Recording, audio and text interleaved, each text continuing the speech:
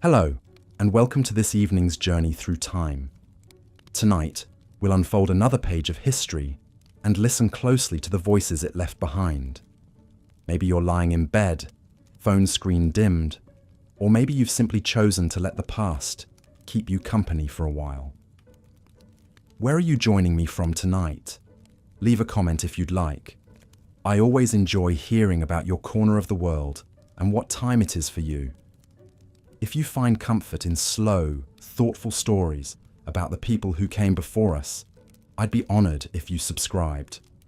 Now, make yourself comfortable and let your mind drift back with me to a time when childhood was not the protected, cherished phase of life we know today.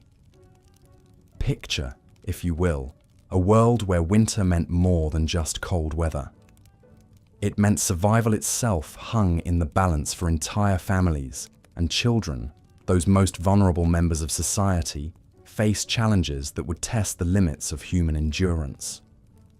The medieval world was not kind to children. In an era when life expectancy hovered around 30 years for adults, childhood was often brutally short. Yet somehow, against overwhelming odds, children survived. They adapted, they learned, and they grew into the adults who would carry civilization forward through some of history's darkest centuries. Tonight, we'll uncover the remarkable strategies these young souls employed to navigate a world that seemed designed to destroy them. We'll walk through smoky hovels where families huddled together for warmth, past monastery walls where orphaned children found sanctuary, and into the fields where boys and girls barely old enough to walk were already learning the harsh lessons of survival. But this is not merely a tale of suffering, it's a story of resilience that will astound you. These medieval children possessed an inner strength and resourcefulness that modern society can barely comprehend.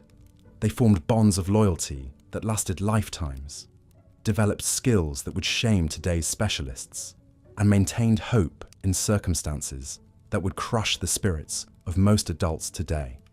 In the flickering candlelight of a medieval evening, as families gathered around their meager fires, children learned the ancient arts of survival.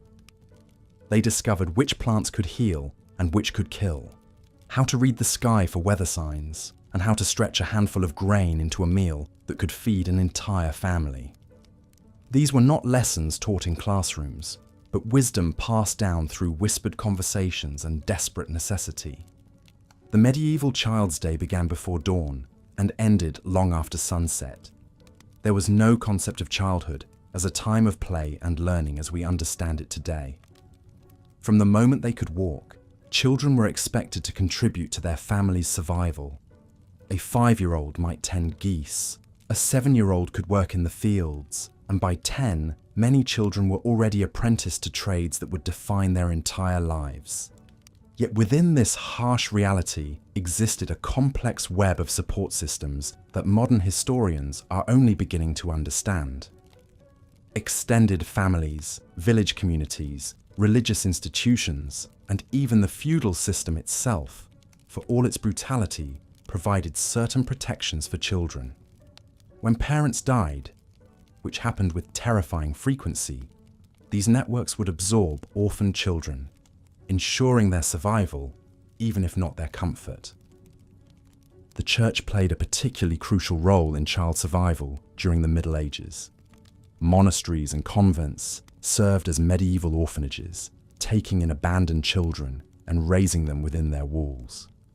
While life in these religious institutions was harsh by modern standards, it offered something invaluable: security. A child raised in a monastery might never know luxury, but they would learn to read and write, receive regular meals, and most importantly, they would live to see adulthood. Noble children, while born into privilege, faced their own unique challenges. Political marriages were arranged when they were still infants, and by adolescence, they might find themselves married to strangers in foreign lands, used as pawns in the endless games of medieval politics. Yet even these children of privilege had to develop remarkable survival skills, learning to navigate treacherous court politics where a single misstep could mean exile or death. The children of merchants occupied a middle ground between the grinding poverty of peasant life and the dangerous privilege of nobility. These young ones learned the arts of trade and negotiation, often traveling vast distances with their parents to markets and fairs.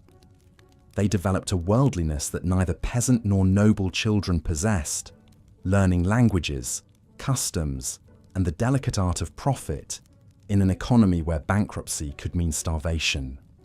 Perhaps most remarkably, medieval children developed an acute understanding of death that modern society finds difficult to comprehend. They lived with the constant presence of mortality, watching siblings, parents, and friends succumb to disease, famine, and violence. Yet rather than becoming paralyzed by fear, they learned to embrace life with an intensity that few adults today can match. They celebrated small victories with profound joy and found beauty in the simplest pleasures. The bonds formed between medieval children were forged in the crucible of shared hardship. Childhood friendships often became lifelong alliances that could span decades and cross social boundaries. These relationships provided emotional support that was crucial for psychological survival in a world that offered little comfort or security. As we delve deeper into their world in the episodes to come, you'll discover how these remarkable young survivors developed strategies that enabled them to thrive despite impossible odds. You'll learn about the secret languages they created to communicate danger, the hidden caches of food they maintained for emergencies, and the intricate social hierarchies they established among themselves that often mirrored and sometimes subverted the adult world around them. The story of medieval childhood is ultimately a testament to the incredible adaptability of the human spirit. These children, born into a world of darkness and uncertainty, somehow found ways to create light and hope. They remind us that resilience is not just about surviving hardship, but about maintaining humanity and compassion even in the face of unimaginable challenges. So as you drift towards sleep tonight, carry with you the image of a medieval child, perhaps no older than 10, standing guard over younger siblings while parents work in distant fields. See the determination in their eyes, the careful way they ration the last crust of bread, the gentle songs they sing to calm frightened babies. These children were not just survivors, they were the architects of their own salvation and the guardians of future generations. In tomorrow's Moonlight, we'll explore how these young survivors navigated the particular challenges of finding food and shelter, discovering the ingenious methods they developed to locate sustenance in a world where hunger was a constant companion. But for now, let the courage of these long-ago children inspire your dreams, and rest easy knowing that the human capacity for survival and growth has always been, and always will be, truly extraordinary. This script runs approximately 1,100 words and establishes the foundation for the series while maintaining the soothing, contemplative tone of the reference materials. It introduces the topic while creating anticipation for future episodes without explicitly mentioning them as parts of a series. Here's part 2 of the 12-part script on how medieval children survived harsh times. Medieval children faced a world where survival meant more than just enduring hardship. It meant learning to thrive in circumstances that would challenge even the most resilient adults today. These young souls possessed an extraordinary ability to adapt, finding ways to contribute meaningfully to their families and communities, while navigating the treacherous waters of medieval society. Consider the daily reality of a 7-year-old peasant child awakening before dawn in a cramped, smoky hut. The earthen floor beneath their straw pallet was cold and damp, shared with chickens pecking for scraps and perhaps a pig rooting in the corner. There was no gentle transition from sleep to wakefulness, no leisurely breakfast or careful preparation for the day ahead. Instead, these children were immediately thrust into a world of responsibility and labor that would define their existence. The moment their eyes opened, medieval children understood their place in the complex web of survival that sustained their families.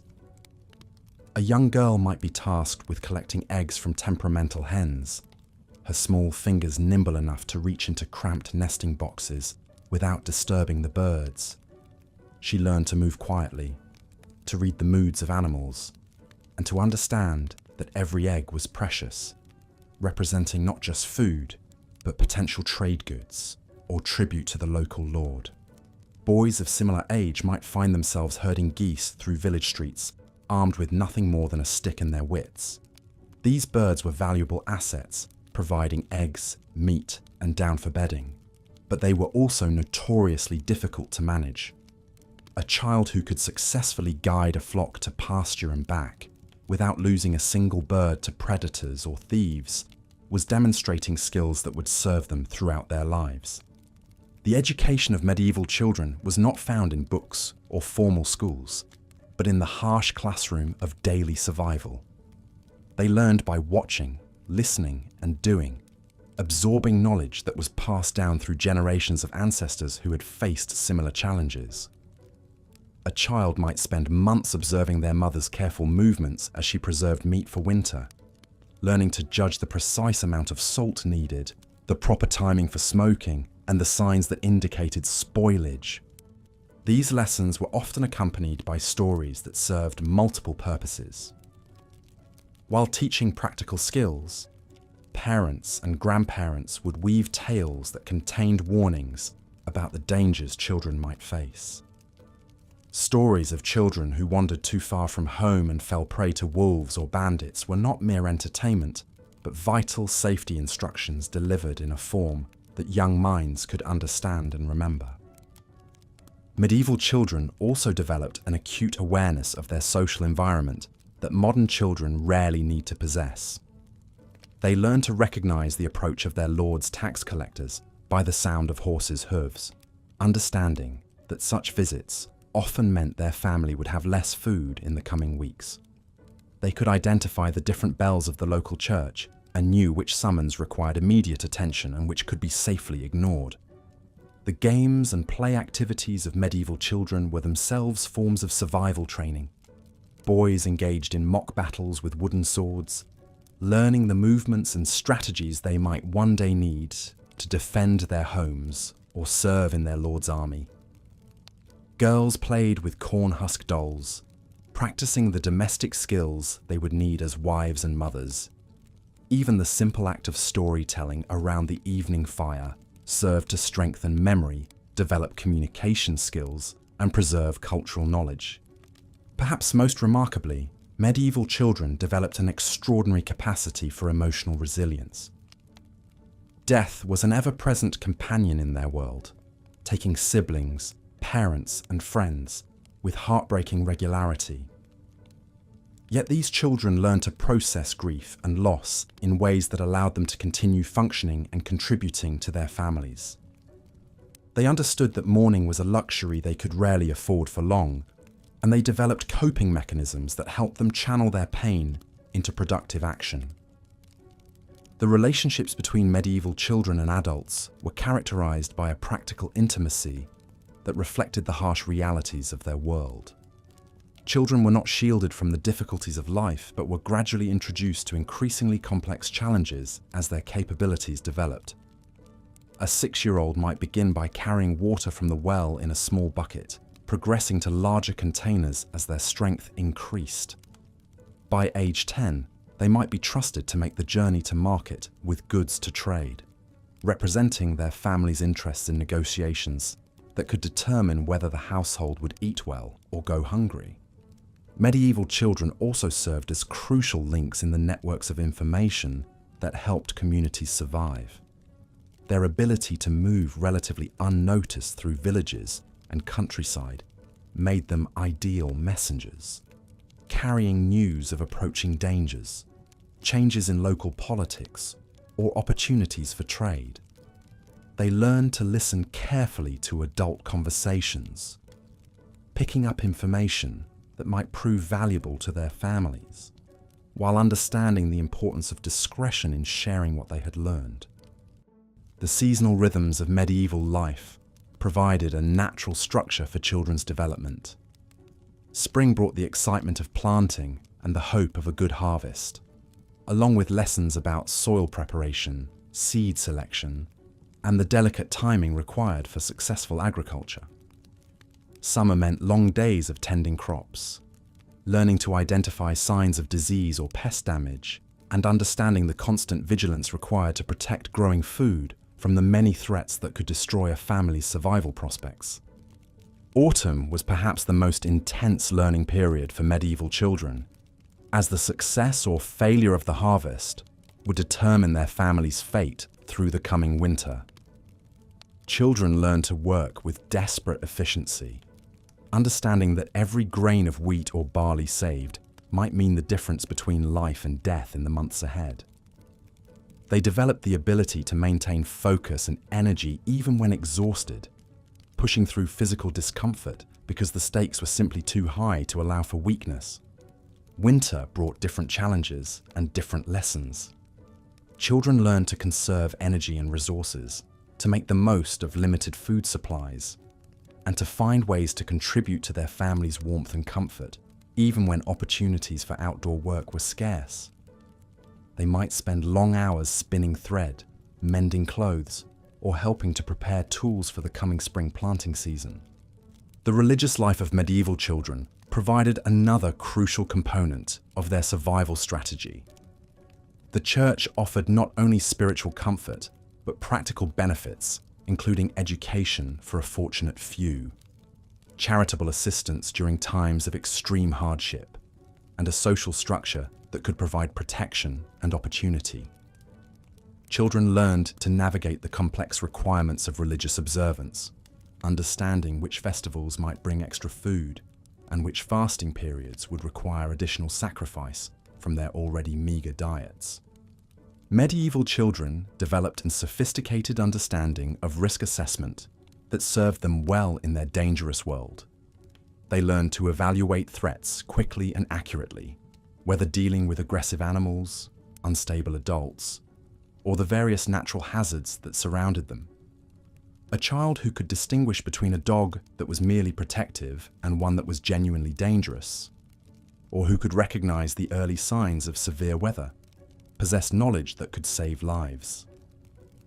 The economic education of medieval children began early and was thoroughly practical.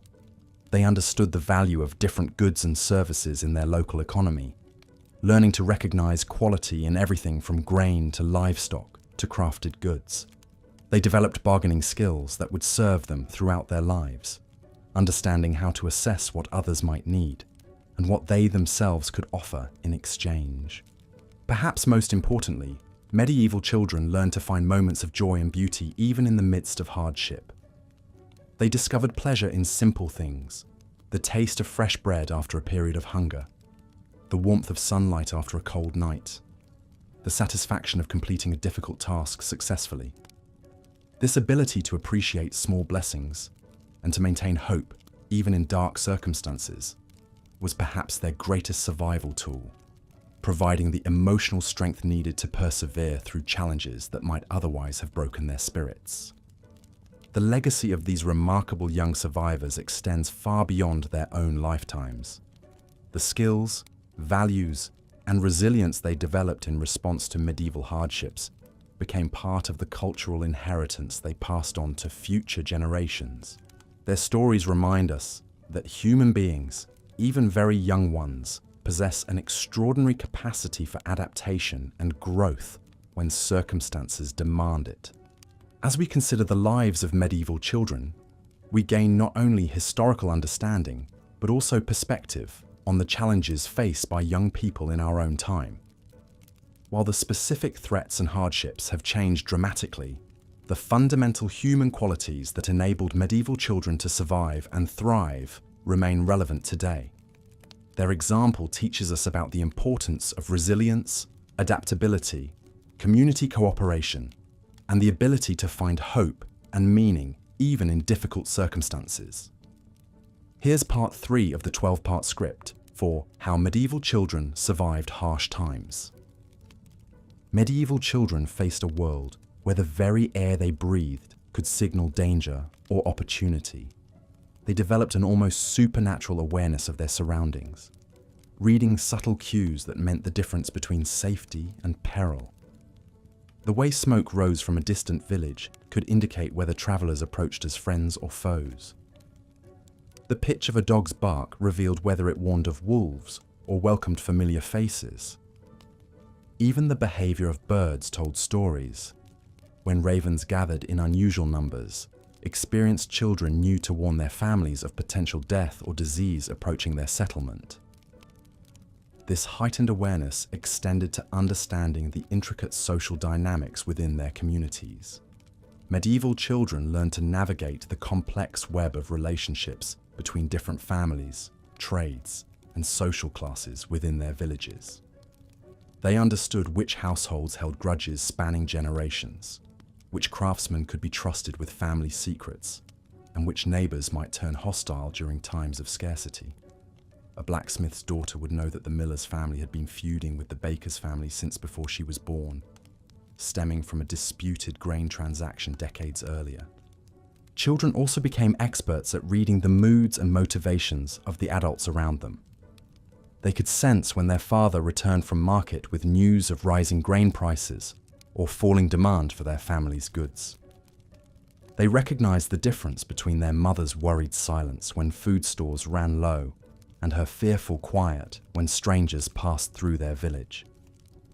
This emotional intelligence served as an early warning system, allowing children to adjust their behavior and expectations accordingly. The seasonal rhythms that governed medieval life became second nature to these young survivors. They understood that the appearance of certain wildflowers meant it was time to gather specific herbs for winter medicine stores. They knew which phase of the moon was best for slaughtering livestock, and which weather patterns indicated the optimal time for harvesting different crops. This knowledge wasn't taught through formal lessons, but absorbed through constant observation and participation in daily life. Winter preparations began in children's minds long before the first frost appeared. They understood that every berry gathered, every piece of firewood collected, and every task completed efficiently could determine their family's comfort and survival during the harsh months ahead. The concept of delayed gratification wasn't a moral lesson, but a practical necessity deeply embedded in their understanding of how the world worked. Medieval children also developed remarkable adaptability when it came to food and nutrition. They learned to identify edible plants, nuts, and berries that could supplement their families' often meager diets. During times of abundance, they understood the importance of preservation techniques, helping to smoke meats, dry vegetables, and store grains in ways that would prevent spoilage. When scarcity struck, they knew which foods should be eaten first and which could be stretched to last longer. The concept of hygiene and health in medieval times was vastly different from modern understanding, but children still learned important practices that helped them survive in unsanitary conditions. They understood which water sources were safer to drink from and which should be avoided. They learned to recognize the early signs of common diseases and understood basic remedies that might provide relief. While they couldn't prevent many illnesses, their knowledge helped them respond appropriately when sickness struck their families or communities. Education for medieval children rarely involved formal schooling, but their practical education was comprehensive and life-saving. Boys learned not just the techniques of their father's trades, but also the business aspects, how to negotiate prices, recognize quality materials, and build relationships with suppliers and customers. Girls learned not only domestic skills, but also the complex art of household management, including budgeting resources, planning meals, and maintaining social relationships that could prove crucial during difficult times. The role of storytelling in medieval childhood cannot be overstated. Through tales passed down through generations, children learned moral lessons, historical knowledge, and practical wisdom disguised as entertainment. These stories often contained coded information about surviving various challenges, from dealing with dishonest merchants to recognizing the signs of approaching armies. The heroes and villains in these tales provided models of behavior that children could emulate or avoid in their own lives. Medieval children also learned the art of negotiation and diplomacy from an early age. In a world where resources were scarce and conflicts common, the ability to find peaceful solutions to disputes was invaluable. Children observed how their parents and other adults resolved disagreements over property boundaries, trade agreements, and marriage arrangements. They learned when to stand firm and when to compromise, when to speak up and when to remain silent. The development of manual skills was crucial for medieval children's survival. By adolescence, most children had acquired multiple practical abilities that could help them earn a living or contribute to their family's welfare. These might include basic carpentry, textile work, food preparation, animal husbandry, or elementary medical knowledge. The more skills a child possessed, the better their chances of surviving economic hardship or social upheaval. Perhaps most importantly, medieval children learned to find sources of hope and meaning, even in the darkest circumstances. They understood that hardship was temporary and that better times would eventually come. This psychological resilience was reinforced through religious faith, community traditions, and the examples set by adults who had survived their own share of difficulties. The bonds formed during childhood often lasted entire lifetimes and provided crucial support networks throughout adulthood. Children who shared the experience of surviving famines, plagues, or wars together developed unbreakable connections that could be called upon decades later when new challenges arose. These relationships formed the foundation of medieval society's informal social safety net. Medieval children also learned to appreciate small pleasures and victories in ways that modern children might find difficult to understand. A successful harvest, a new baby's survival through its first winter, or simply a day without conflict or hunger could bring genuine joy and celebration. This ability to find happiness in modest circumstances helped sustain them through periods of genuine hardship. The transition from childhood to adulthood in medieval times was often abrupt and challenging, but the intensive practical education children received helped prepare them for adult responsibilities. By the time they reached their teenage years, most medieval children possessed the knowledge and skills necessary to establish their own households, pursue their chosen trades, and begin the cycle of survival and adaptation anew with their own children. Looking back at these remarkable young survivors, we can see that medieval childhood, while harsh by modern standards, produced individuals of extraordinary resilience, practical intelligence, and emotional strength. Their ability to thrive in difficult circumstances offers valuable lessons about human adaptability and the importance of community, tradition, and hope in overcoming adversity. The legacy of their survival strategies continues to influence how we understand childhood development and community resilience today.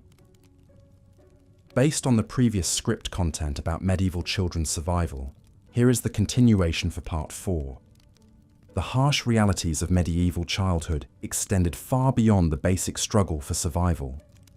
Children who managed to navigate the treacherous early years faced another formidable challenge: preparing for the adult world through apprenticeship and early labor.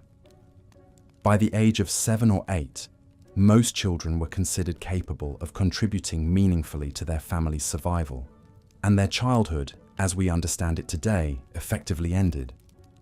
For peasant children, this transition was often brutal and immediate.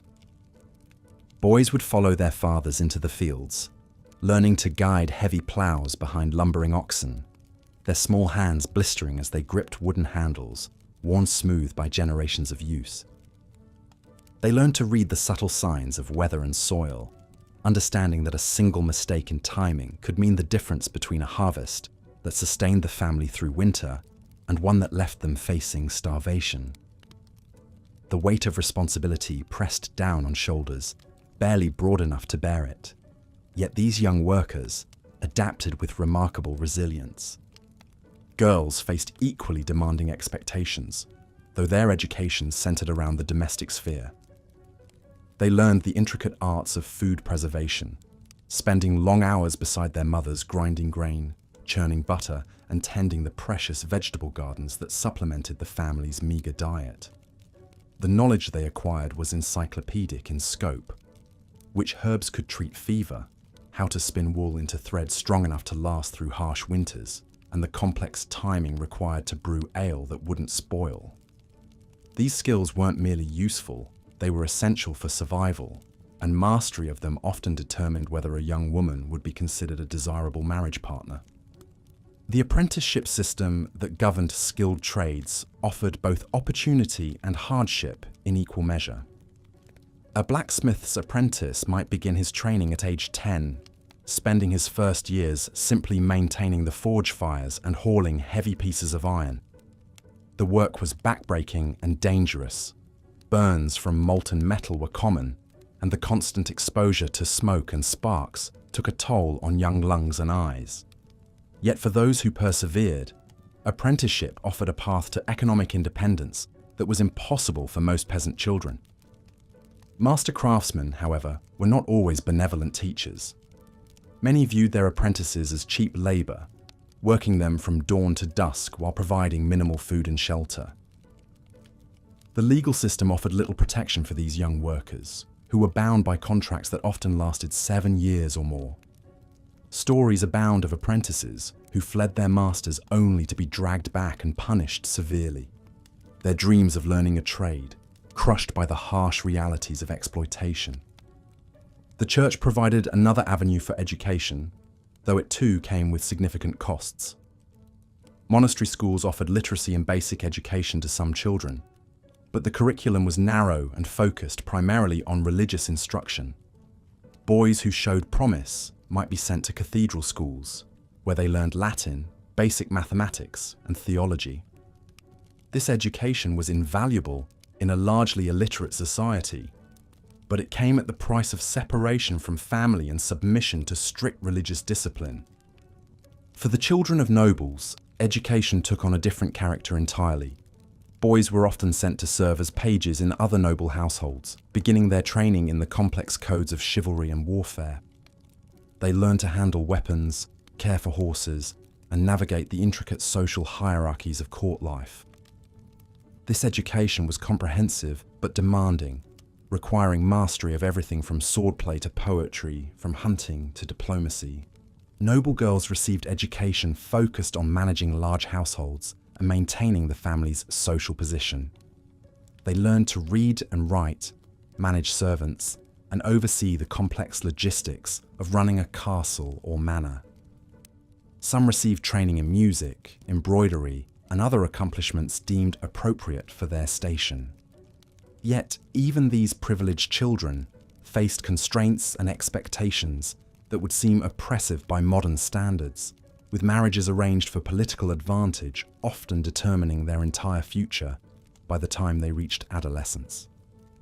The medieval guild system provided another layer of structure to children's education and economic development. Guild apprenticeships were highly sought after, offering training in specialized crafts like weaving, goldsmithing, or carpentry. These organizations carefully controlled who could learn their trades, often requiring substantial fees or family connections to gain entry. For those fortunate enough to secure apprenticeships, the guilds provided not just technical training, but also social networks and economic security that could last a lifetime.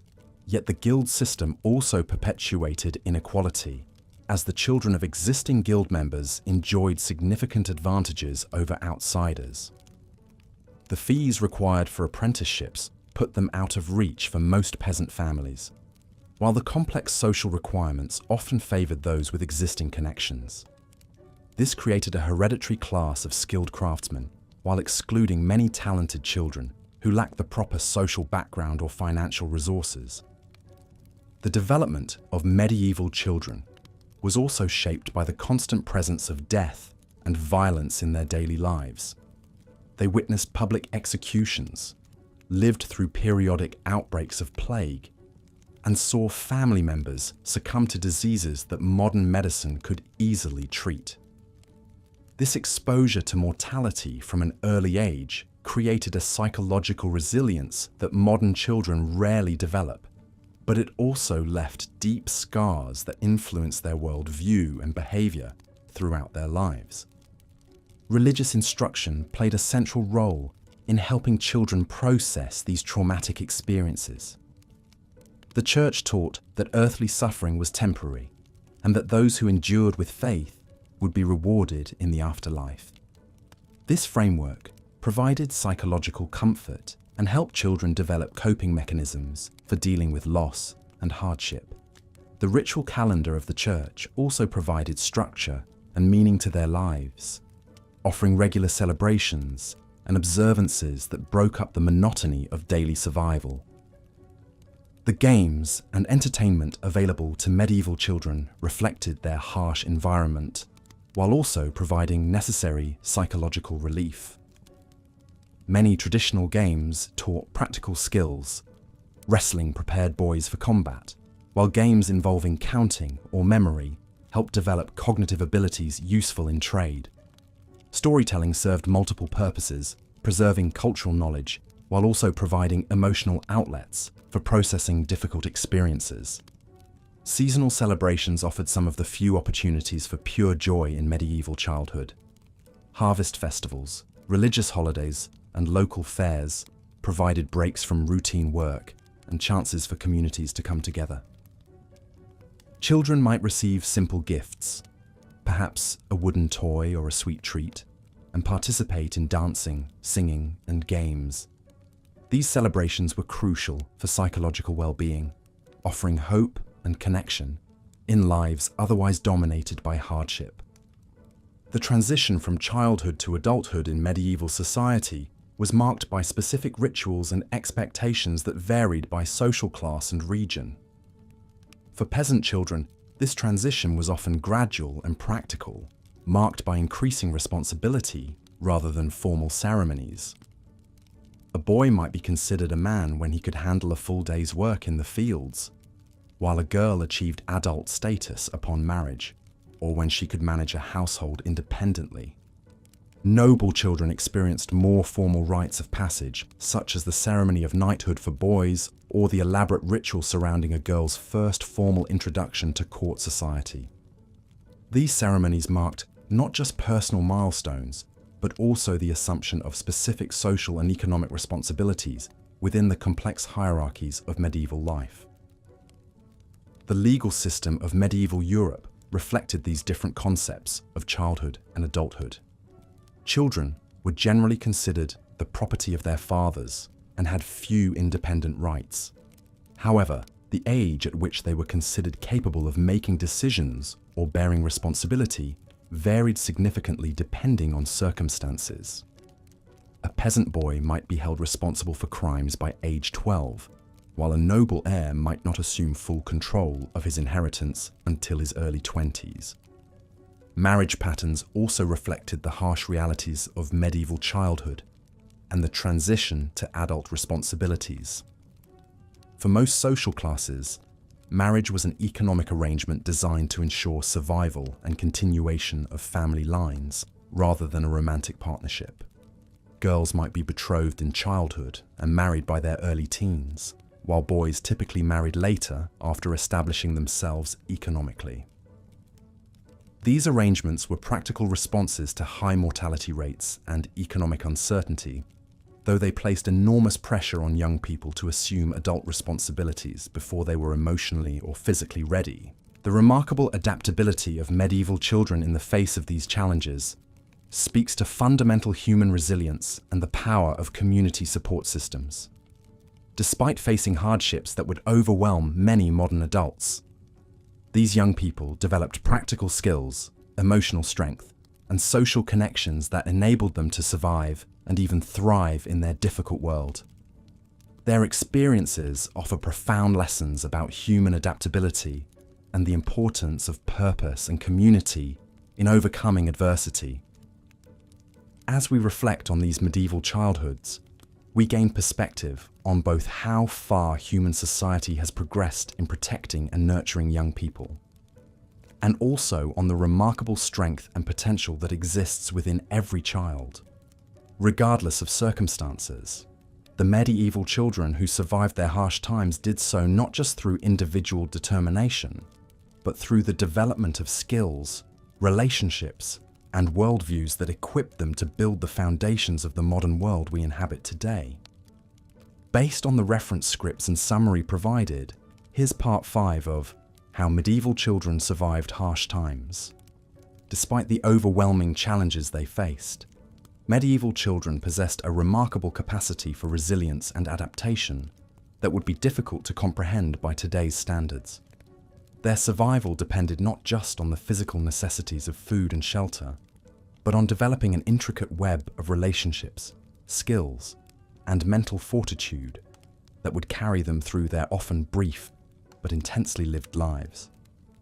The foundation of a medieval child's survival lay in their ability to form and maintain crucial social bonds.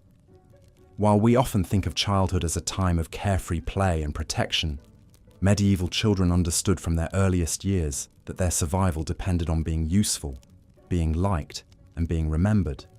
They learned to read the moods and needs of adults with an almost supernatural intuition, knowing that a well-timed smile, a helpful gesture, or a demonstration of competence could mean the difference between receiving an extra crust of bread or going hungry. Children developed what we might call emotional intelligence at a remarkably young age.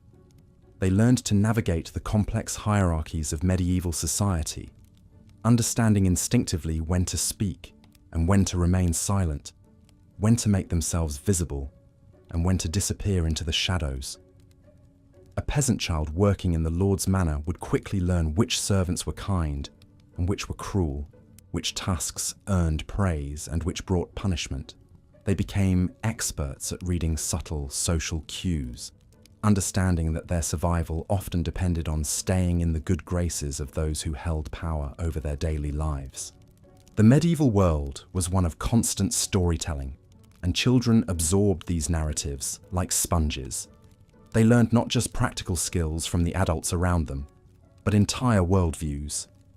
Stories of saints who overcame impossible odds, tales of clever peasants who outwitted their betters, and legends of children who saved their families through wit and courage, all became part of their mental toolkit for survival. These stories didn't just entertain. They provided roadmaps for navigating difficult situations and maintaining hope in the face of adversity. Children also developed what we might recognize today as sophisticated coping mechanisms. They learned to find joy in the smallest pleasures, the warmth of sun on their faces during a brief rest from work, the taste of honey when they were lucky enough to encounter it, the companionship of other children during rare moments of play. They developed games that helped them process trauma and fear, often reenacting adult scenarios in ways that gave them a sense of control and mastery over their environment. The religious framework of medieval life, while often oppressive, also provided children with powerful psychological tools for survival. The concept of suffering as meaningful, as something that brought them closer to God and promised reward in the afterlife, helped children endure hardships that might otherwise have broken their spirits. Prayer became not just a religious obligation, but a form of meditation and emotional regulation. The rituals of the church provided structure and predictability in lives that were otherwise chaotic and uncertain. Medieval children also demonstrated remarkable physical adaptability. Their bodies learned to function on minimal nutrition, to work through pain and exhaustion, to recover quickly from injuries that would sideline modern children for weeks. They developed calluses, not just on their hands, but seemingly on their entire beings, becoming toughened by experiences that would traumatize children today. Yet this hardening was selective. They maintained their capacity for love, loyalty, and hope, even as they developed the thick skin necessary for survival. The apprenticeship system, harsh as it often was, provided children with a crucial sense of identity and purpose. A child who became an apprentice blacksmith wasn't just learning to work with metal. They were becoming part of a tradition, joining a community, and building an identity that would sustain them through years of difficult training. The knowledge that their suffering had meaning, that each day brought them closer to mastery and independence, gave them the psychological strength to endure conditions that would seem unbearable to us. Children also learned to find family wherever they could. Orphan children might be taken in by distant relatives, kindly neighbours, or religious institutions. But they quickly learned to create family bonds with whoever showed them kindness. They developed fierce loyalties to those who protected them, and these relationships often lasted throughout their lives. A child who found a mentor in an older craftsman, a protective relationship with an older sibling, or even kindness from a monastery cook would nurture these connections with the intensity that comes from understanding how precious and rare such care truly was. The medieval child's relationship with death and loss was profoundly different from our own. They lived in constant awareness of mortality, having witnessed the deaths of siblings, parents, and friends from their earliest memories. Rather than being traumatized into paralysis by this reality, they developed a matter-of-fact acceptance that allowed them to continue functioning and hoping. They learned to grieve quickly and move forward, not because they felt less pain than we do, but because stopping to process that pain fully would have meant their own destruction. Perhaps most remarkably, medieval children maintained their capacity for joy and wonder despite everything they endured. They found magic in the changing seasons, excitement in festival days, and deep satisfaction in mastering new skills. They formed intense friendships with other children when possible, creating bonds that provided emotional sustenance even in the bleakest circumstances. They learned to steal moments of childhood whenever possible, playing games with stones and sticks, telling stories, and finding ways to laugh even in the midst of hardship. The development of what we might call spiritual resilience was perhaps the most crucial survival skill medieval children possessed. Whether through formal religious practice or through their own intuitive understanding of something greater than themselves, children learned to find meaning in suffering and hope in despair. They developed an inner strength that came from believing their lives had purpose, even when that purpose was simply to survive another day and help their families do the same.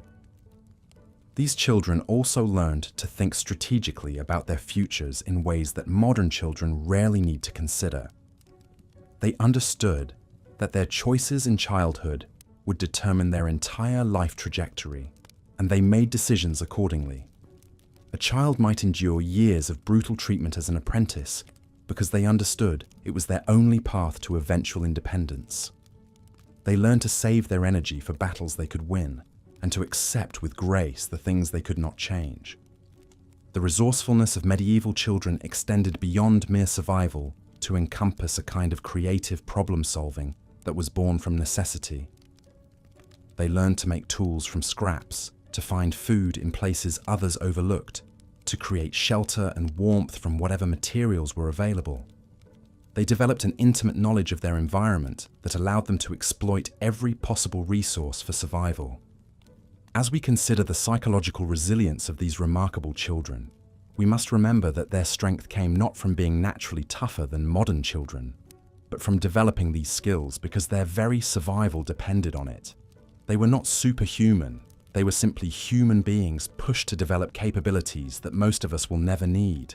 Their legacy reminds us of the incredible adaptability of the human spirit, and the profound capacity children have for growth, learning, and survival when circumstances demand it.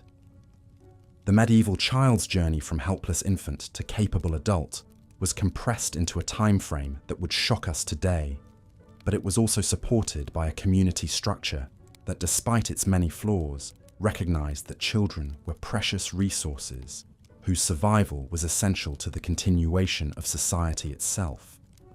In learning how these children not only survived, but often thrived, we gain insight into the remarkable resilience that lies dormant within all human beings, waiting to be awakened by necessity and nurtured by hope. Here is part 6 of the 12-part script for how medieval children survived harsh times. Despite the overwhelming odds stacked against them, medieval children possessed an extraordinary capacity for psychological resilience that enabled them to endure unimaginable hardships.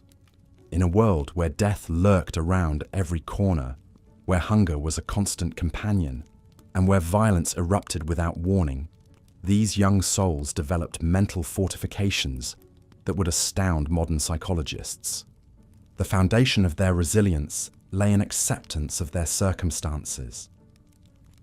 Unlike children today, who might rebel against harsh conditions, medieval children understood from their earliest memories that suffering was simply the natural order of things. They did not question why life was difficult, because they had no frame of reference for anything else. This acceptance, while perhaps heartbreaking to our modern sensibilities, actually served as a protective psychological mechanism that allowed them to function and even thrive within their harsh reality. Medieval children learned early that emotional regulation was not a luxury, but a survival skill.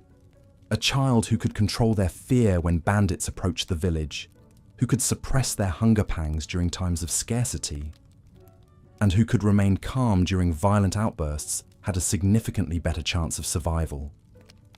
They developed what we might today call emotional intelligence, through necessity rather than instruction.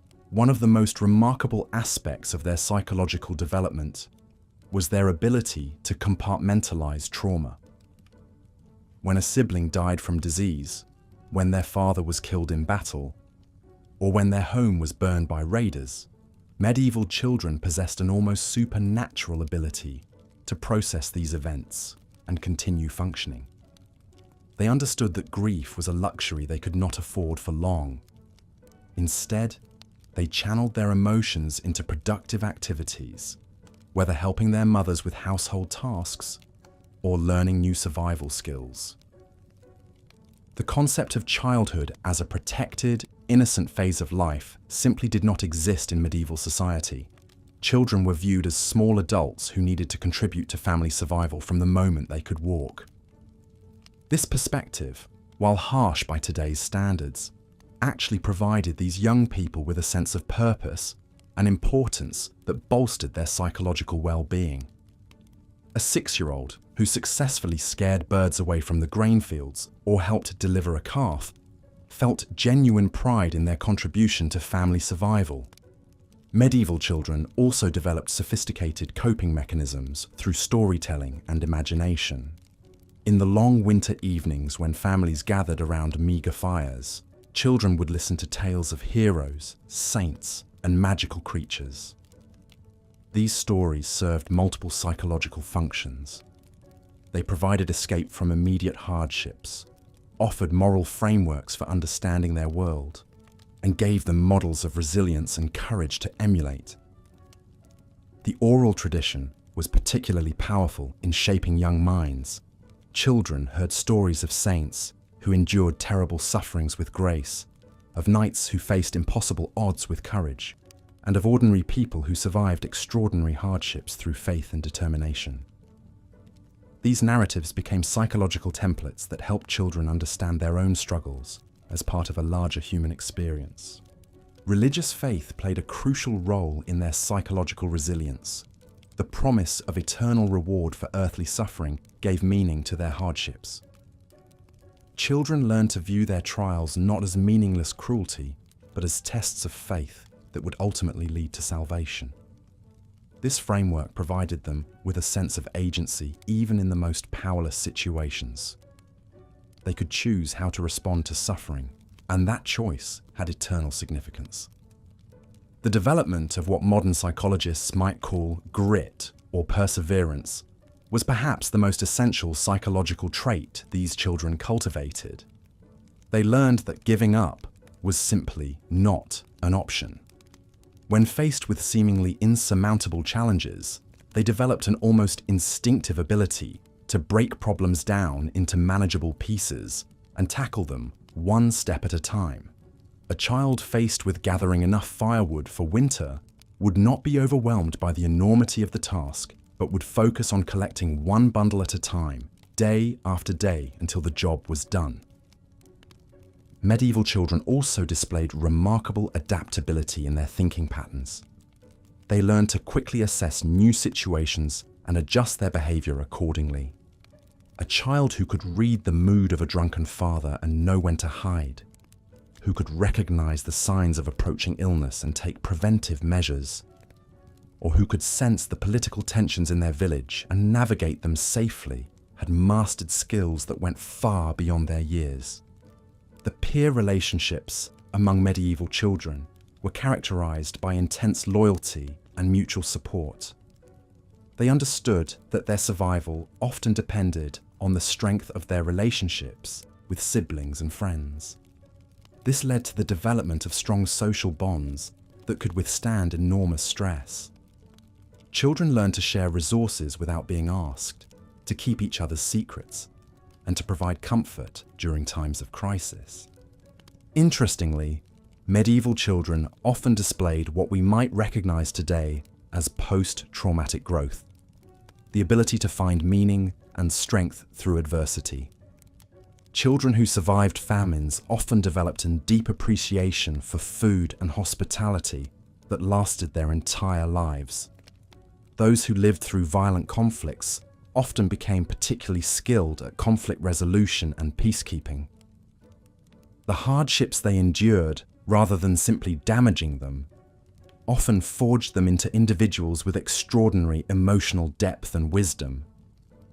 The development of practical intelligence was another crucial aspect of their psychological adaptation. Medieval children learned to think strategically about survival in ways that would be remarkable in any era. They could assess the relative safety of different hiding places, judge the character of strangers with uncanny accuracy, and make split-second decisions that could mean the difference between life and death. This practical intelligence was honed through constant exposure to real-world consequences, where mistakes could be fatal. Perhaps most remarkably, medieval children maintained the capacity for joy and wonder despite their harsh circumstances. They found delight in simple pleasures, a successful harvest, a warm, sunny day, a rare treat of honey or fruit.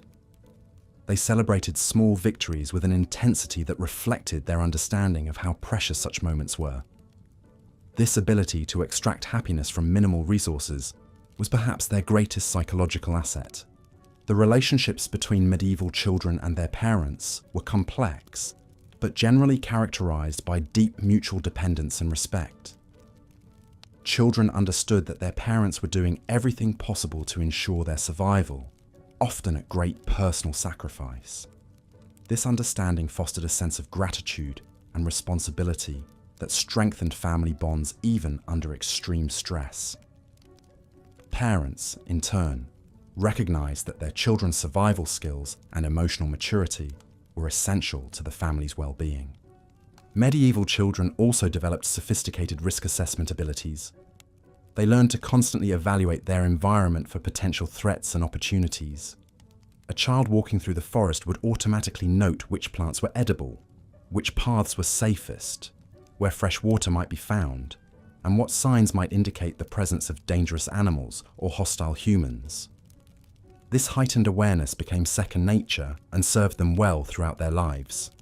The concept of learned helplessness, which modern psychology recognizes as a significant barrier to resilience, was virtually unknown among medieval children. They were taught from earliest childhood that their actions mattered, that their efforts could make a difference in their family's survival, and that passivity was a luxury they could not afford. This sense of agency, even in the face of overwhelming odds, was perhaps the cornerstone of their psychological resilience. Medieval children also learned to find meaning in suffering itself. Through religious teaching and cultural tradition, they came to understand that hardship could be transformative, that struggle could build character, and that endurance in the face of adversity was among the highest virtues. This framework allowed them to maintain psychological equilibrium even during periods of extreme difficulty. The social structures of medieval society, while often harsh and unforgiving, also provided children with clear expectations and roles that gave their lives structure and meaning.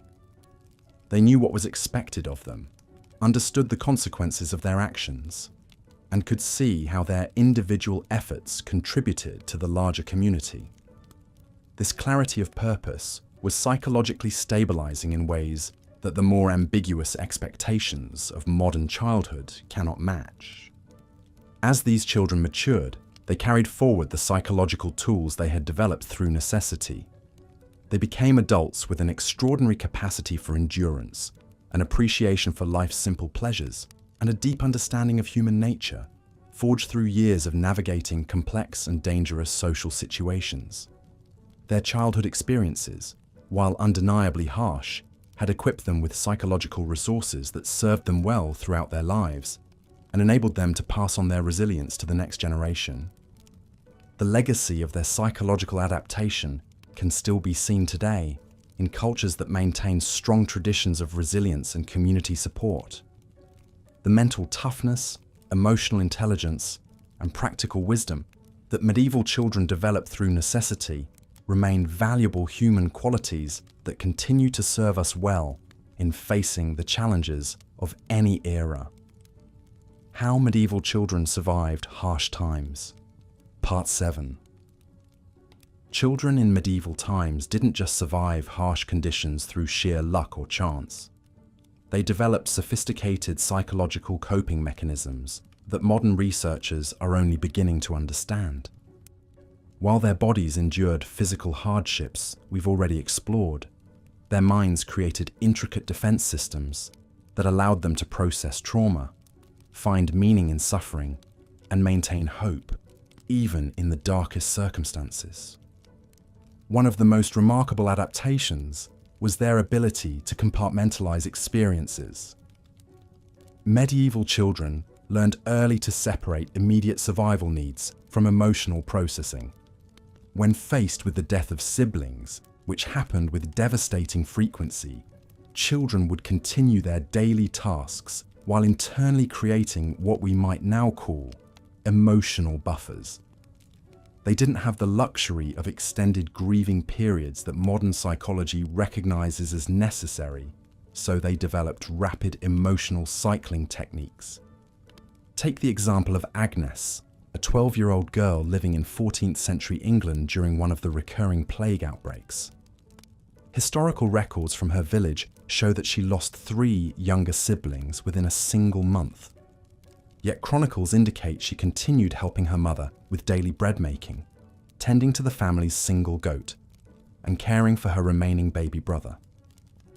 Modern trauma specialists studying medieval accounts suggest children like Agnes developed what they term active dissociation, maintaining functionality while processing grief in small, manageable fragments during quiet moments. This emotional compartmentalization wasn't callousness or numbness.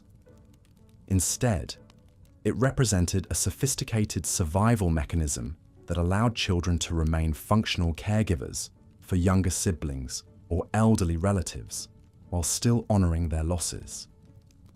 They would often create private rituals, small moments of remembrance woven into daily activities.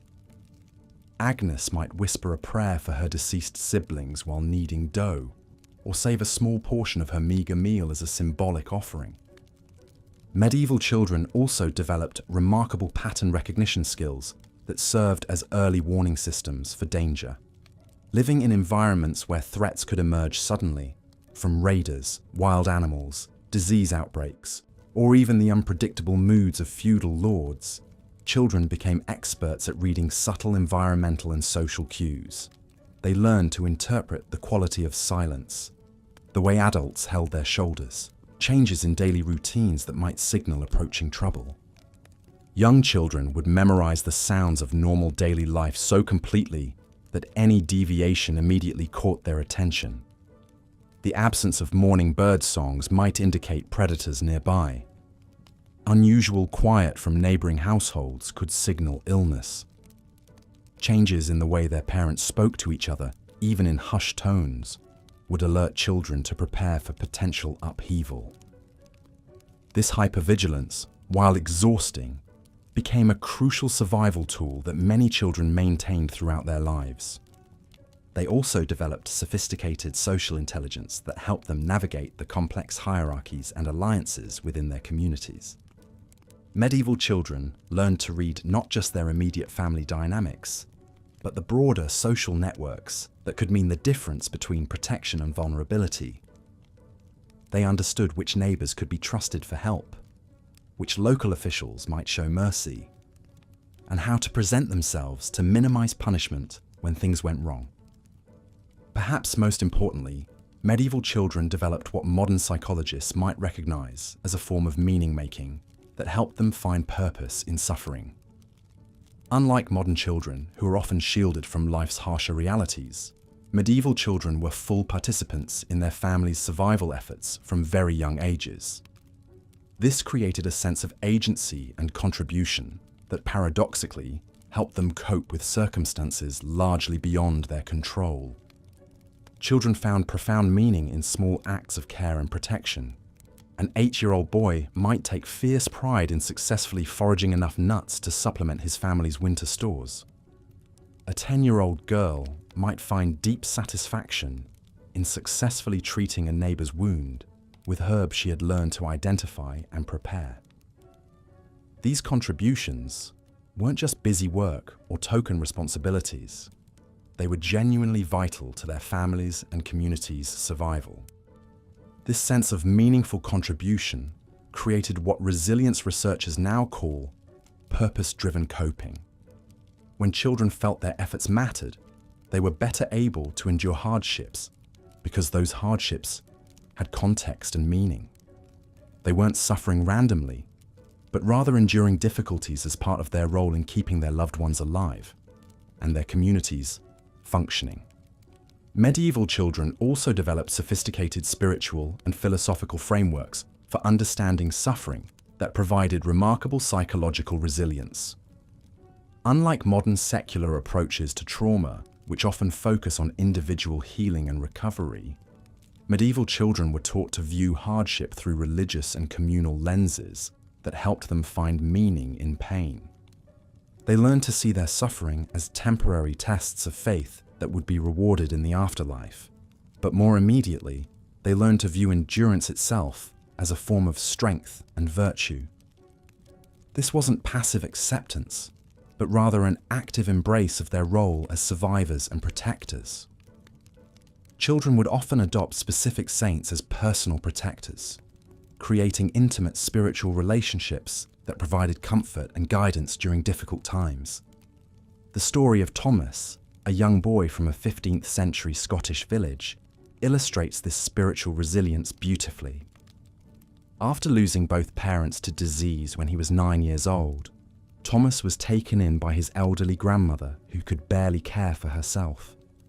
Rather than becoming bitter or despairing, Thomas adopted Saint Christopher as his patron saint and began to see himself as his grandmother's protector on their journey through hardship toward eventual heavenly reunion with his parents. This spiritual framework gave Thomas a sense of mission and identity that helped him endure years of near starvation and social marginalization.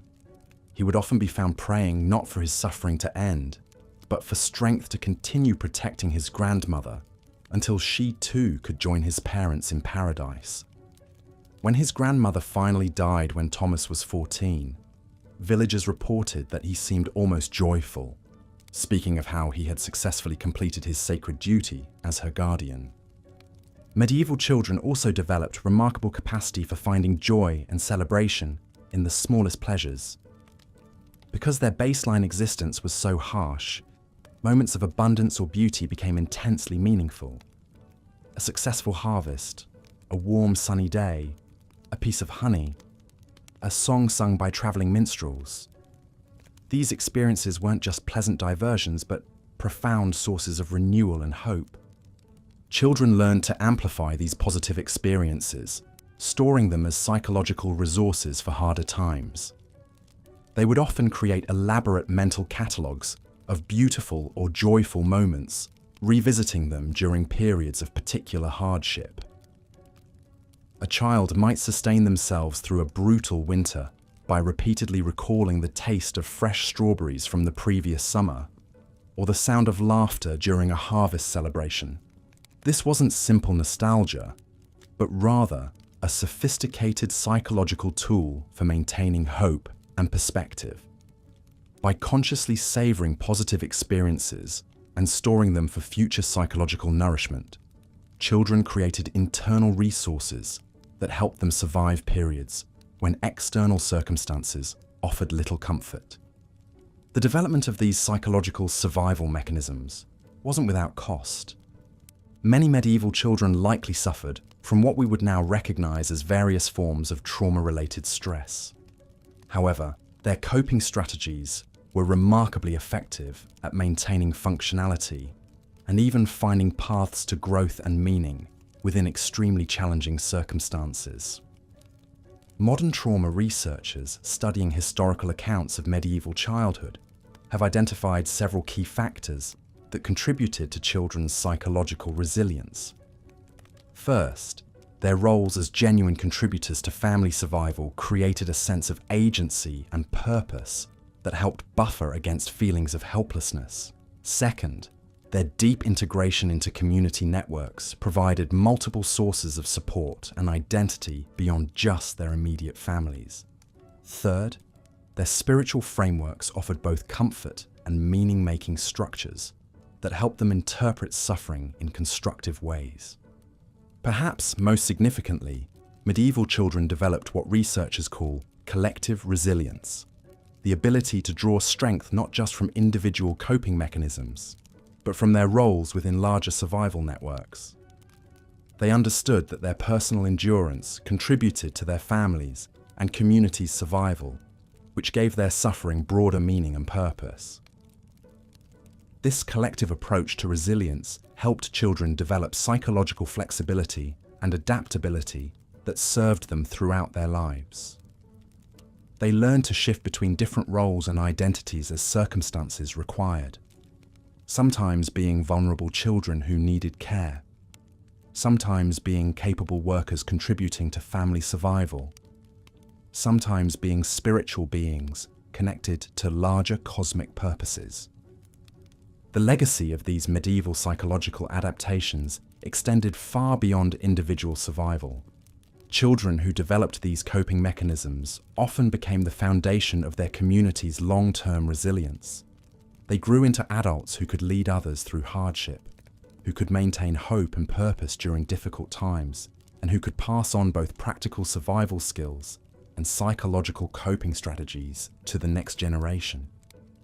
Understanding how medieval children developed and maintained psychological resilience offers valuable insights for modern approaches to child development and trauma recovery. While we certainly wouldn't want to subject modern children to medieval hardships, there's much to learn from the sophisticated coping mechanisms these young people developed. Their emphasis on meaningful contribution, community connection, spiritual grounding, and the conscious cultivation of joy and hope provides a template for building resilience that remains relevant today. Modern children facing various forms of adversity might benefit from approaches that help them find genuine ways to contribute to others' well-being, that connect them to larger communities and purposes, and that teach them to consciously savor and store positive experiences for future psychological nourishment. The medieval child's ability to find meaning in suffering, to maintain hope in desperate circumstances, and to continue caring for others even while enduring personal hardship represents one of humanity's most remarkable achievements. These children didn't just survive harsh times, they created the psychological and social foundations that allowed entire civilizations to persist through centuries of hardship and eventually build the more prosperous and stable societies we inherit today. Their legacy reminds us that human resilience isn't just about individual strength or external circumstances, but about the sophisticated psychological and spiritual frameworks we create to find meaning, purpose, and hope, even in the most challenging times. The medieval child's journey through hardship wasn't just about survival.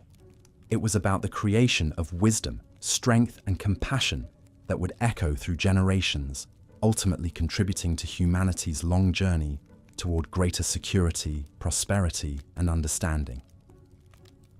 Based on the extensive content you've provided, I'll continue the script for Part 8 of How Medieval Children Survived Harsh Times. Here's the continuation. Medieval children's survival depended not only on their individual resilience, but on the intricate web of community bonds that held their world together. In an age where institutional support was virtually non-existent, the extended family network became the primary safety net that could mean the difference between life and death for a vulnerable child. The medieval household was rarely just a nuclear family. Grandparents, aunts, uncles, cousins, and even unrelated servants and apprentices all lived under one roof or in close proximity.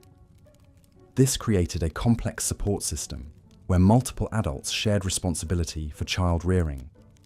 When parents died, which happened with alarming frequency, children didn't automatically become orphans in the modern sense. Instead, they were absorbed into this extended network, taken in by relatives who understood that today's act of charity might be tomorrow's necessity for their own offspring. Children learned early that survival meant understanding their place within these intricate social webs. They observed how their parents navigated relationships with neighbors, how debts of gratitude were carefully maintained, and how alliances were formed and preserved. A child who helped an elderly neighbor with daily tasks wasn't just being kind, they were investing in their family's social capital. These relationships could prove crucial when times got hard, when crops failed, or when illness struck the household. The concept of mutual aid was deeply embedded in medieval communities. Children witnessed their parents participating in collective activities like barn raising, harvest gatherings, and communal food preparation. They learned that individual families rarely survived alone, that prosperity and hardship were shared experiences. When one family's cow died, neighbors would provide milk. When someone fell ill during harvest time, others would gather their crops. Children absorbed these lessons about reciprocity and interdependence, understanding that their survival was tied to the survival of their entire community. Religious communities provided another crucial layer of support for medieval children. The church wasn't just a place of worship, but a center of social services. Monasteries and convents operated orphanages, schools, and hospitals. Children learned that the church could provide sanctuary in times of crisis, food during famines, and education for those lucky enough to access it. Many children found their path to survival through religious institutions, either as students, servants, or novices preparing for religious life. The guild system offered another form of community support, particularly for children in urban areas. Craft guilds weren't just professional organizations, but social networks that cared for their members' families. When a master craftsman died, his guild often ensured his children were provided for, either by supporting the widow's continued operation of the business or by placing children as apprentices with other guild members. Children learned that professional communities could provide security and opportunity, that mastering a trade meant joining a brotherhood that would support them throughout their lives. Medieval children also developed sophisticated strategies for building their own support networks. They formed friendships that crossed social boundaries when possible, understanding that diverse connections offered different types of security. A peasant child might befriend the baker's daughter, creating access to bread during difficult times. A merchant's son might cultivate relationships with children from noble families, potentially opening doors to advancement opportunities later in life. These children became adept at reading social dynamics and positioning themselves advantageously within community hierarchies. They learned to identify who held real power versus who merely appeared powerful, who could be trusted in a crisis, and who might provide opportunities for advancement. This social intelligence was as crucial for survival as any practical skill, requiring children to develop emotional maturity far beyond their years. The seasonal rhythms of medieval life created natural opportunities for community bonding that children participated in from an early age. Spring planting, summer festivals, autumn harvests, and winter celebrations all required collective effort and provided occasions for strengthening social ties. Children learned that their individual survival was woven into these larger community cycles, that their family's well-being depended on maintaining good relationships with neighbours throughout the year. During times of crisis, these community bonds were tested and strengthened. When plague struck a village, surviving children often found themselves cared for by families who had lost their own offspring. When armies passed through, destroying crops and killing livestock, communities had to pull together to ensure everyone survived the aftermath. Children who had invested in these relationships, who had proven themselves helpful and trustworthy, were more likely to receive the support they needed during these critical moments. The legal system of medieval Europe also recognized the importance of community responsibility for children. Laws existed requiring communities to care for orphan children, though enforcement was often inconsistent. Villages had obligations to ensure that abandoned or orphaned children were provided with basic necessities and training in useful skills. Children learned to navigate these systems, understanding their rights and knowing how to appeal to community leaders when necessary. Medieval children developed remarkable skills in negotiating between different community groups and mediating conflicts. Living in small, interconnected communities where disputes could quickly escalate into violence, children learned the arts of diplomacy and peacekeeping. They served as messengers between feuding families, helped arrange reconciliations, and sometimes acted as neutral parties in disputes. These skills not only helped maintain community harmony, but also positioned children as valuable mediators, earning them protection and support from multiple factions. The apprenticeship system represented one of the most important community-based survival strategies for medieval children. Beginning as young as 7 years old, children would be placed with master craftsmen or merchants, leaving their birth families to join new household communities. This system distributed the burden of child rearing across society, while ensuring that children learned valuable skills. Successful apprentices could eventually become masters themselves, gaining economic independence and the ability to support their own extended networks. These community survival strategies weren't without their challenges and contradictions. Children had to navigate competing loyalties and conflicting expectations. The interests of their birth family might clash with those of their apprentice master or religious community. Children learned to balance these competing demands while maintaining their position within multiple social networks. A delicate dance that required considerable emotional intelligence and strategic thinking. The storytelling traditions that flourished in medieval communities served multiple functions for child survival. Beyond entertainment, these stories transmitted crucial information about navigating social relationships, identifying trustworthy individuals, and understanding the consequences of various choices. Children learned through tales about characters who succeeded or failed based on their ability to build and maintain community connections. These narratives provided roadmaps for social behavior and survival strategies disguised as entertainment. Medieval children also participated in economic networks that strengthened community bonds. They engaged in small-scale trading, exchanging goods and services that helped bind families together through mutual dependence. A child might trade eggs from their family's chickens for vegetables from a neighbor's garden, creating economic relationships that provided security for both families. These early experiences in commerce taught children about negotiation, trust, and the importance of maintaining good business relationships within their community. The seasonal migration patterns common in medieval Europe created opportunities for children to build extended networks beyond their immediate communities. Families often traveled for work, trade, or religious pilgrimages, and children formed connections with peers from distant villages.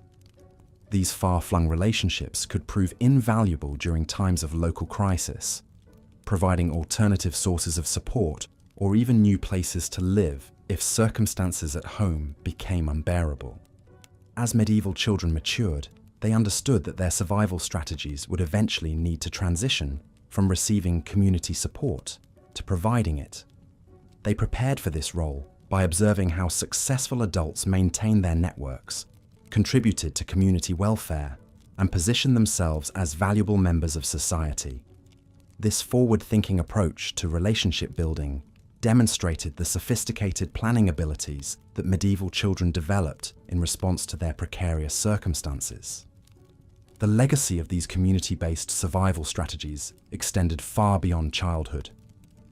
Medieval adults who had learned to navigate complex social networks as children became the leaders, merchants, craftsmen, and religious figures who shaped their societies. Their understanding of mutual aid, reciprocity, and collective responsibility influenced the development of institutions that would eventually evolve into modern social welfare systems. The survival skills that medieval children developed out of necessity became the foundation for more stable and supportive communities that could better protect future generations.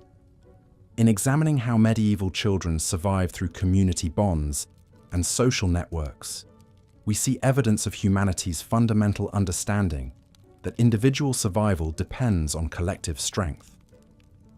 These children, facing challenges that would overwhelm most modern adults, developed sophisticated strategies for building and maintaining the relationships that kept them alive.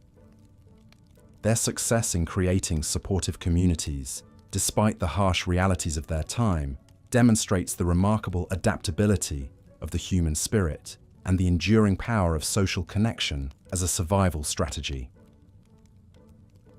Based on your previous script content and the reference materials, here's part 9 of your 12-part series.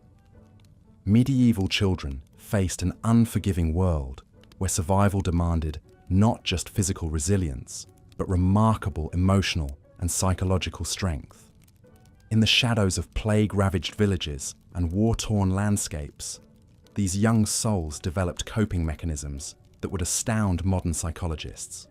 They learned to compartmentalize trauma with a sophistication that belied their years, finding ways to process the unthinkable horrors that surrounded them daily. Consider young Eleanor, a blacksmith's daughter in 14th century Yorkshire.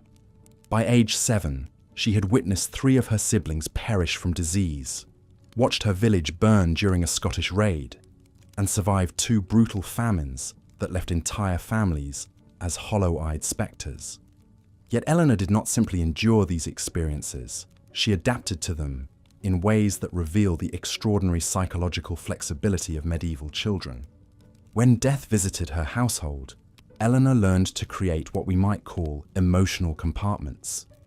She would honor her grief in the moments when survival allowed, but then carefully store that pain away when immediate action was required. This wasn't emotional numbness, it was strategic psychological survival. She developed rituals around loss that helped her process trauma while maintaining the mental clarity necessary for daily survival. During times of acute danger, Eleanor and children like her learned to enter what modern trauma specialists might recognize as a state of hypervigilant calm. They could simultaneously remain alert to threats while maintaining the emotional equilibrium necessary to function.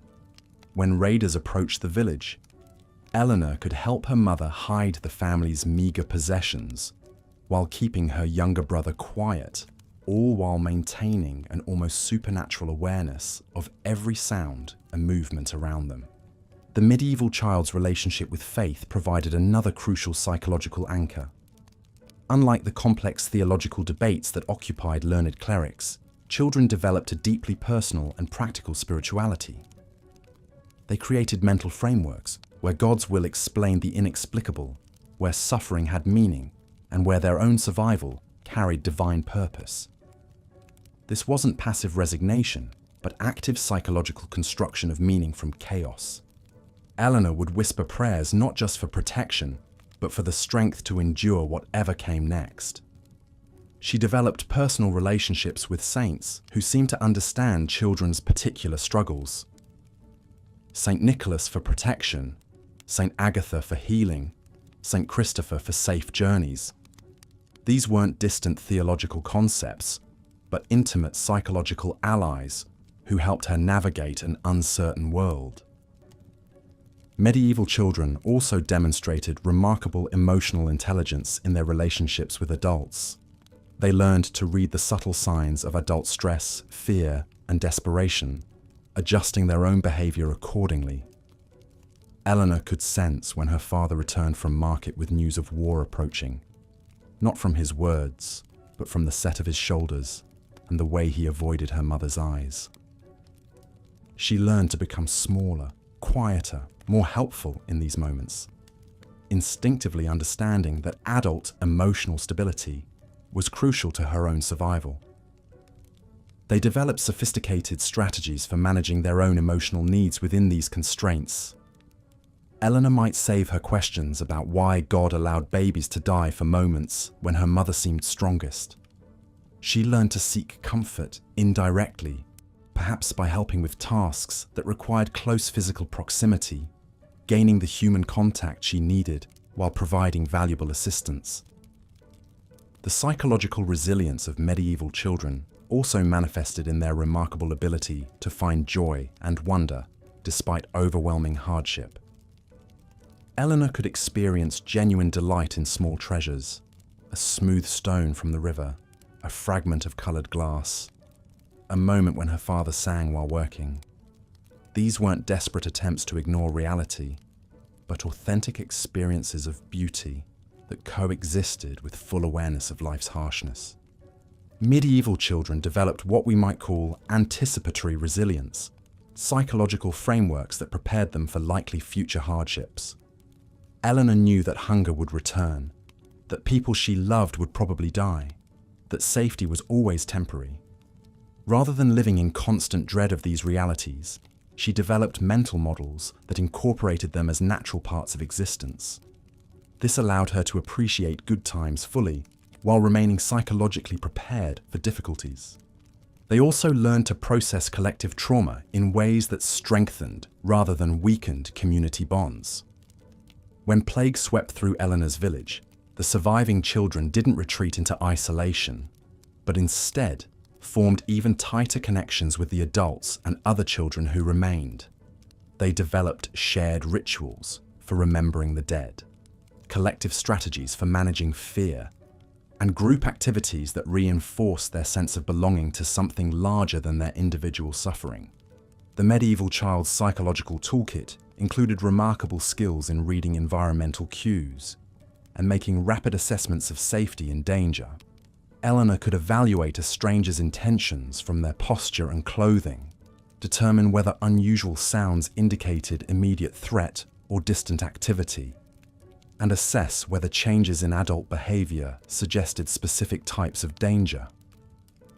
These weren't just survival skills, but complex psychological processes that required constant mental engagement and sophisticated pattern recognition.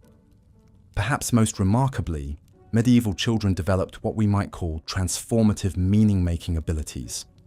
They could take experiences that would devastate modern children and transform them into sources of strength and wisdom. Eleanor's experience of famine taught her not just about hunger, but about the preciousness of food, the importance of sharing, and the strength that comes from enduring hardship alongside others.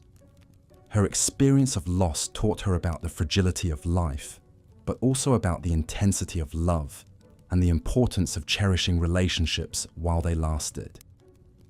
These children also developed sophisticated understanding of social dynamics and power structures that helped them navigate complex hierarchical relationships.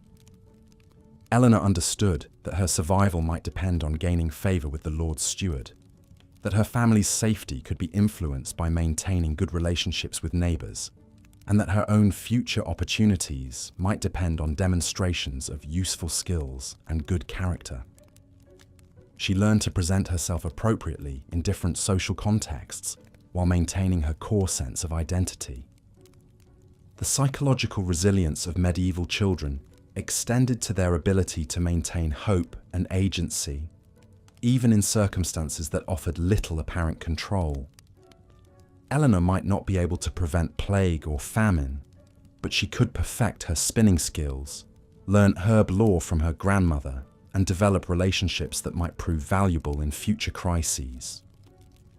She maintained a sense of personal efficacy by focusing on the aspects of her life she could influence, while accepting with remarkable grace the vast areas beyond her control.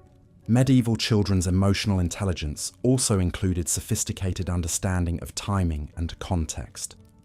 Eleanor knew when it was appropriate to express fear, when tears would be welcome versus burdensome, and when courage needed to be displayed regardless of her internal state. She learned to calibrate her emotional expressions to maximize both her own psychological health and her social effectiveness. These young people developed remarkably nuanced understanding of risk assessment and decision-making under uncertainty.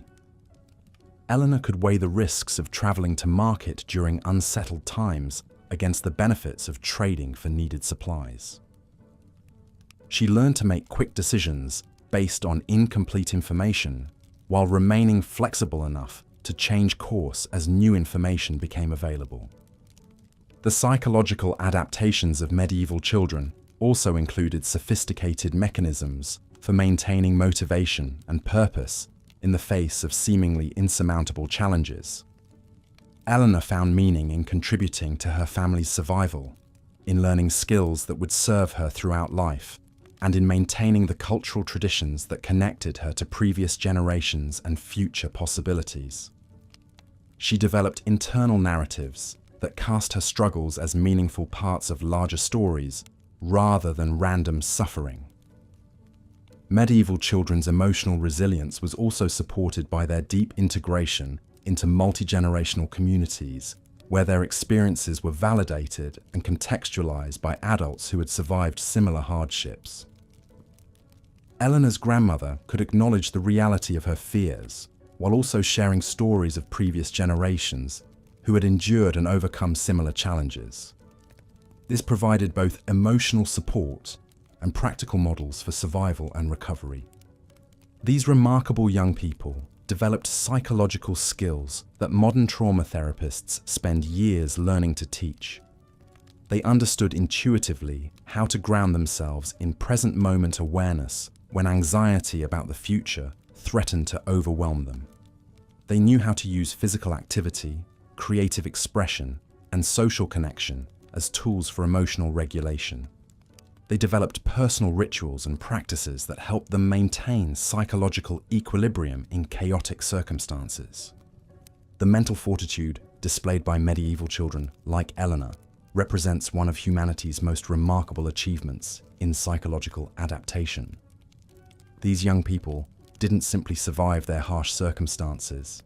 They developed into emotionally intelligent, resilient adults who could create meaning, maintain relationships, and find joy, even while fully acknowledging life's difficulties.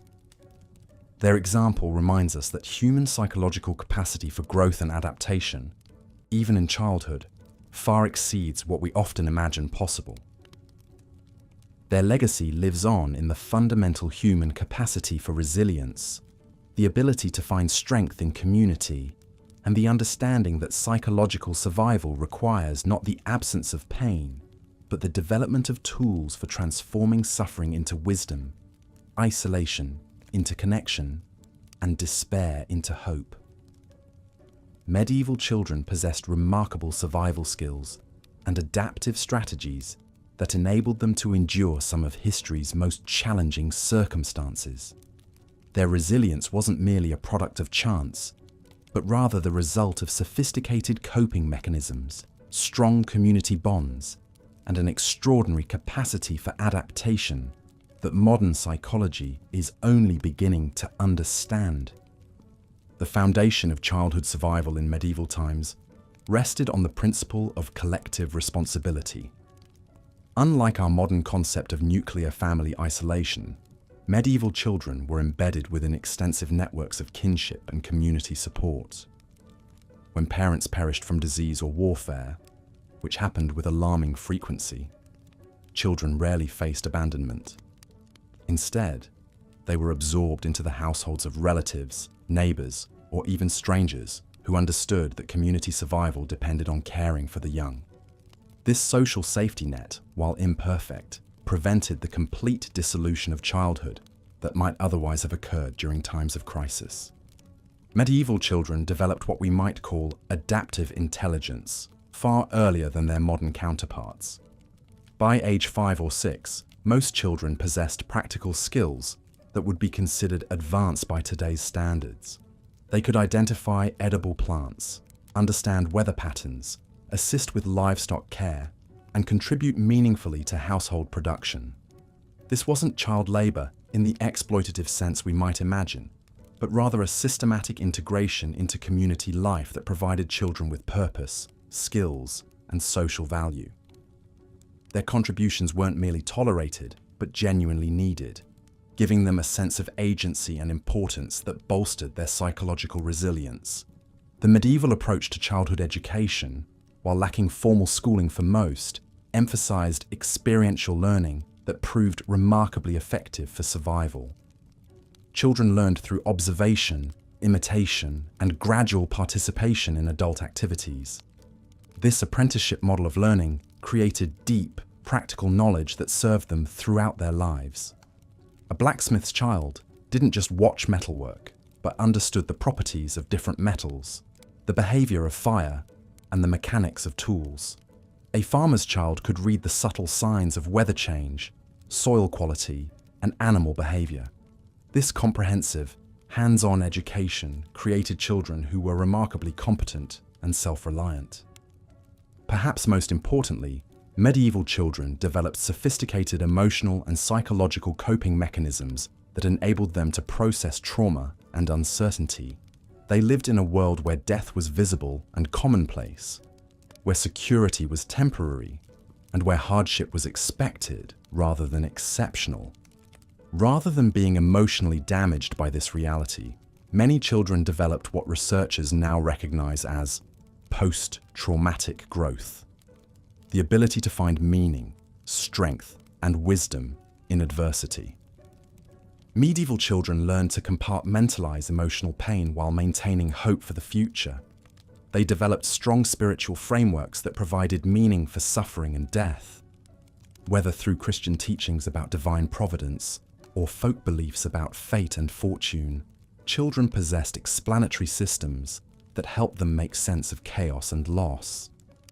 These belief systems weren't mere superstition, but functional psychological tools that provided comfort, guidance, and resilience. The storytelling traditions of medieval culture played a crucial role in childhood survival by providing both entertainment and psychological preparation for life's challenges.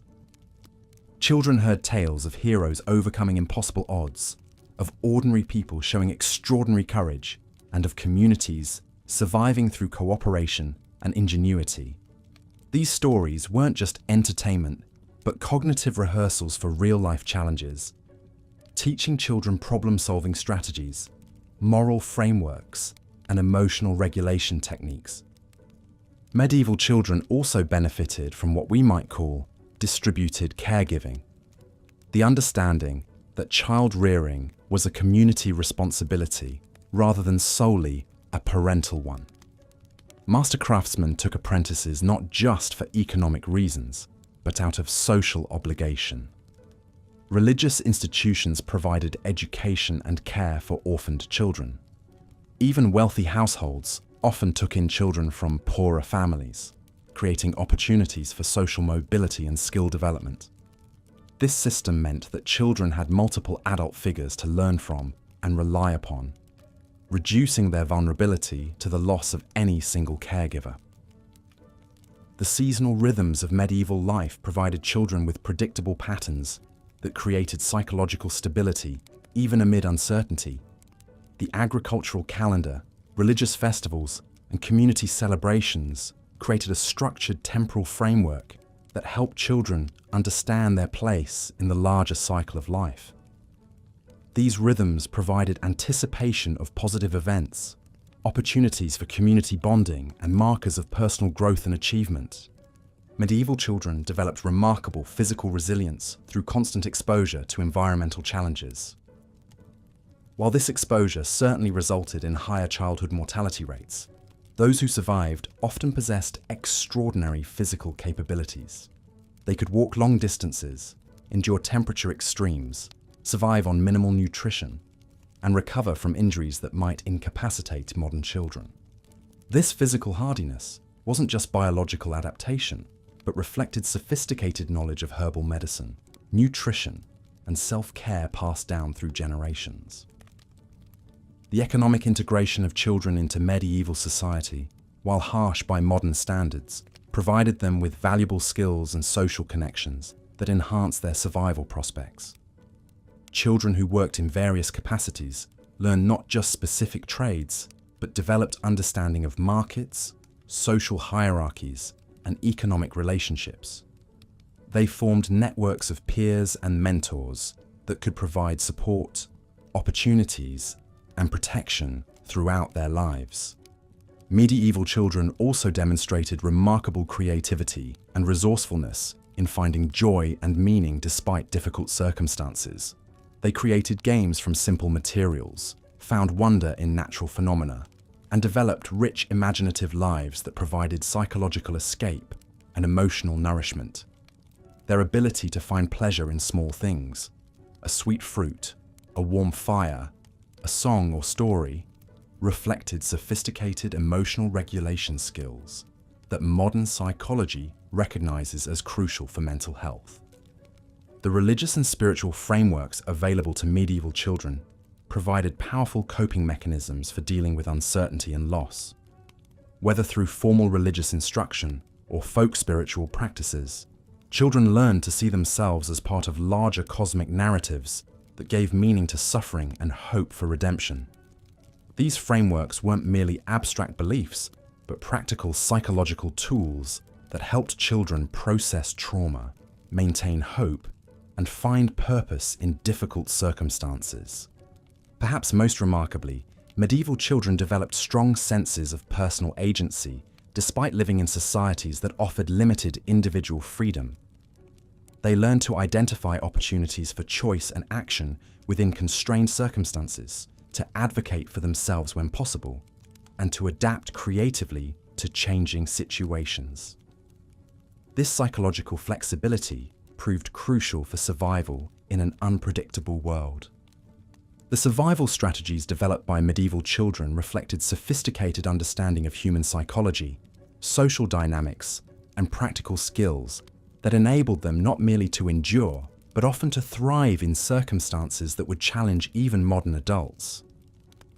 Their resilience emerged not from luck or genetics alone, but from comprehensive adaptive strategies that modern research is revealing to be remarkably sophisticated and effective. These children weren't simply victims of harsh circumstances, but active agents in their own survival, developing skills and perspectives that often served them well throughout their lives and contributed to the overall resilience of medieval society. Here's the script for part 11 of how medieval children survived harsh times. The bonds that held medieval children together extended far beyond their immediate families. In this harsh world where death stalked every doorway and famine threatened with each failed harvest, children learned early that survival depended not just on individual resilience, but on the strength of collective networks that could weather any storm. These networks formed the invisible scaffolding that supported young lives through their most vulnerable years. The guild system represented one of the most powerful protective structures available to medieval children. When a master craftsman took on an apprentice, he wasn't simply acquiring cheap labor. He was entering into a sacred covenant that bound him to treat that child as his own son. The guild regulations were explicit about this responsibility. A master who failed to properly feed, clothe, or educate his apprentice faced heavy fines and expulsion from the guild. More importantly, if the master died, the guild itself became responsible for the apprentice's welfare. ensuring the child would not be cast adrift in a world that showed little mercy to the defenseless. Young Thomas, apprenticed to a blacksmith in Winchester at age 12, experienced this protection firsthand when his master succumbed to fever in the winter of his 3rd year. Rather than finding himself homeless and friendless, Thomas discovered that the guild had already arranged for him to continue his training with another master. The guild even provided a small sum to cover his immediate needs, drawn from the collective fund that all members contributed to precisely for such emergencies. This wasn't charity in the modern sense, but rather a practical recognition that the guild's strength lay in its ability to protect and nurture its future members. The religious institutions of medieval Europe created another crucial safety net for children. Monasteries and convents served as sanctuaries where orphaned or abandoned children could find not just shelter, but education and purpose.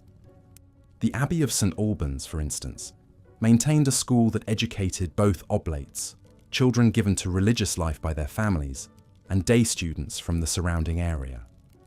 Brother Augustine, the Abbey's schoolmaster, often remarked that teaching these children was not merely an act of charity, but a recognition that knowledge itself was a form of protection against the uncertainties of the world. For children like Margaret, whose parents died in a plague outbreak when she was only 8 years old, the convent of St. Mary became more than a refuge. It became the foundation for a life that would have been impossible in the secular world. The nuns taught her to read and write, skills that fewer than 1 in 20 women possessed outside religious communities. They instructed her in herb lore and healing arts, knowledge that would make her valuable and respected wherever she might go. Most importantly, they showed her that a woman could have agency and authority in a world that typically offered neither to her sex. The extended family networks of medieval society created yet another layer of protection for children. When parents died or became incapacitated, the responsibility for their children didn't fall to charitable institutions, but to the broader family unit. Uncles, aunts, godparents, and even distant cousins understood that child-rearing was a collective responsibility. This wasn't merely cultural tradition, but economic necessity in a world where every hand was needed for survival. Consider the case of the de Clare family in rural Yorkshire. When William de Clare was killed in a farming accident, leaving behind his wife Eleanor and 3 young children, the response was immediate and comprehensive. William's brother Robert took in the eldest son to work his fields and learn farming. Eleanor's sister provided a home for the youngest daughter, while the middle child went to live with his godfather, a prosperous wool merchant who could provide opportunities for advancement. Eleanor herself was supported by the extended family until she could remarry, ensuring that the children maintained connection with their mother while receiving the protection and education they needed. These arrangements weren't always harmonious. Children in such situations often found themselves treated as servants rather than family members, working long hours for their keep with little affection or consideration.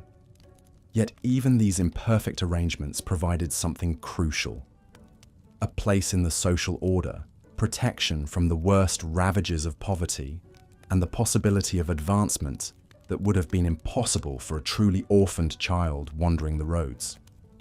The feudal system itself, for all its inequities, created its own forms of protection for children. A lord's obligation to his tenants extended to their children, particularly in times of crisis.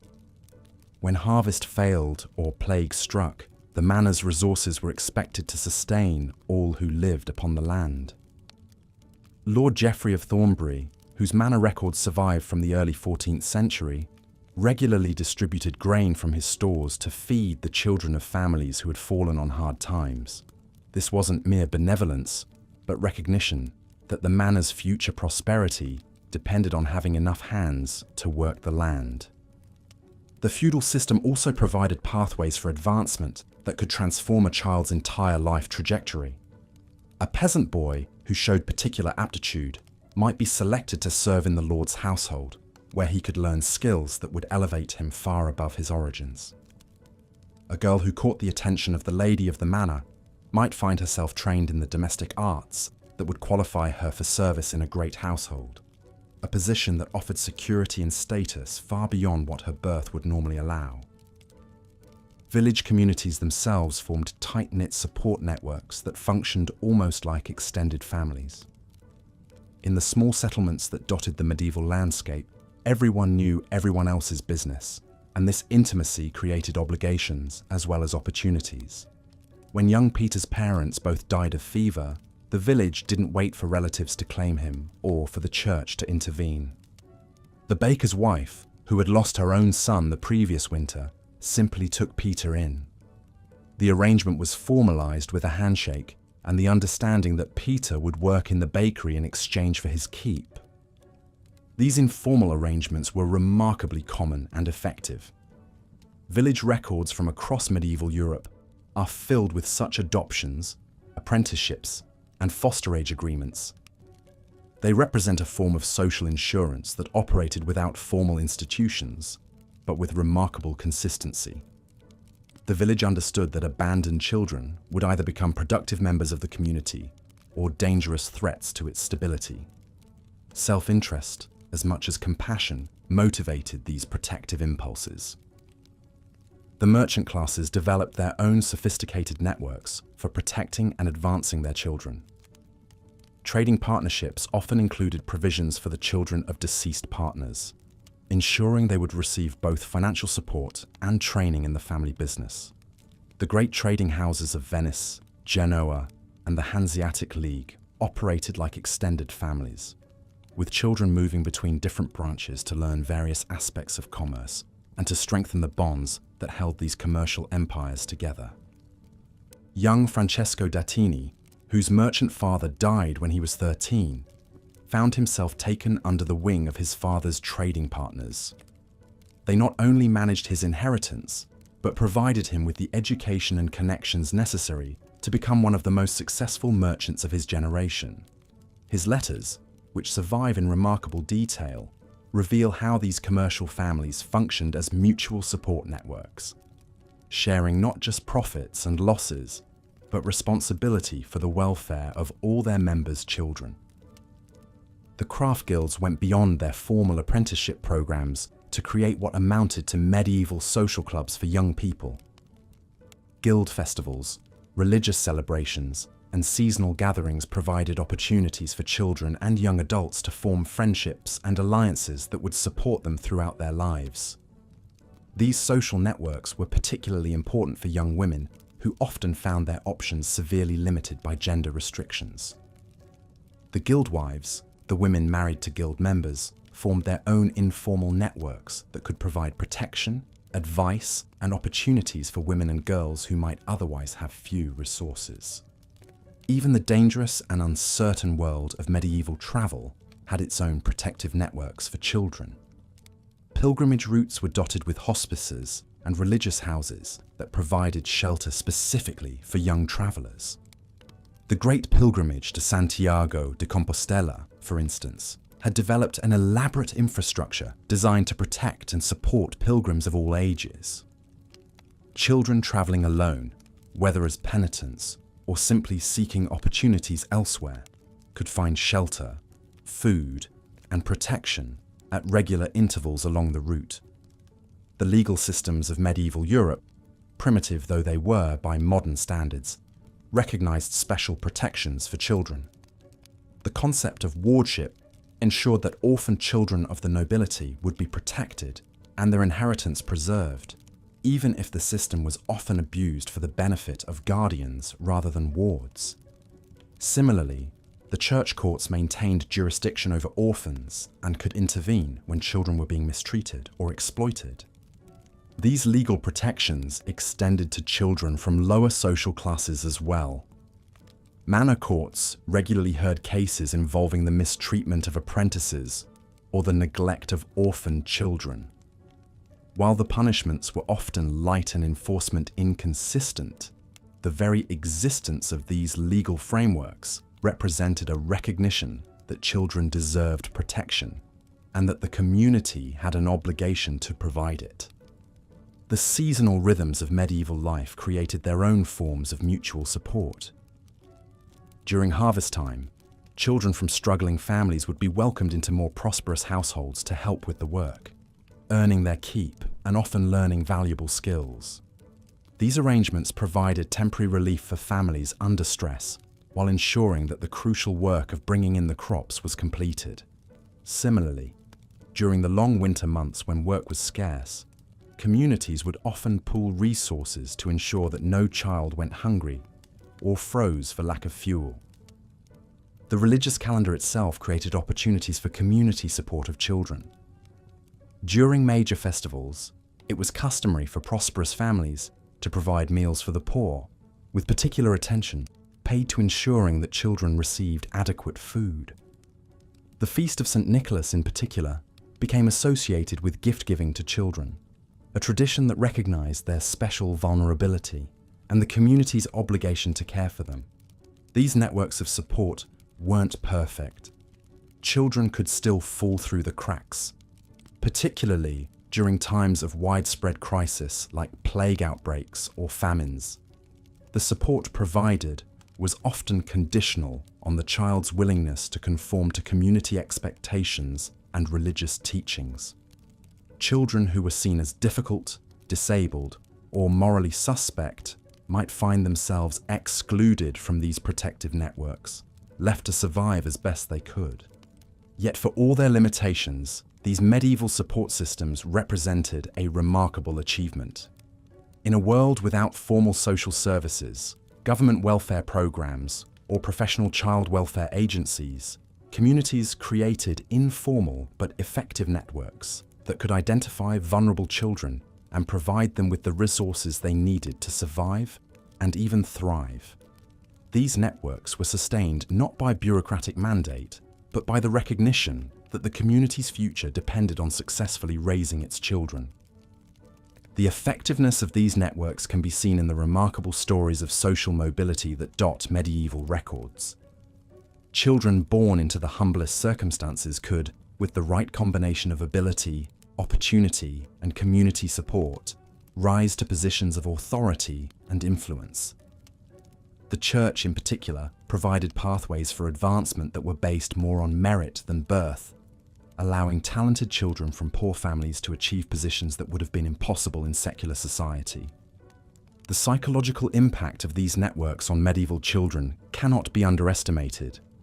Knowing that the community had a stake in their welfare, that there were multiple layers of protection and support available to them, provided a sense of security that helped children develop the resilience necessary to cope with the harsh realities of medieval life. Even children who never needed to rely on these networks directly benefited from knowing they existed. These medieval approaches to child welfare offer lessons that remain relevant today.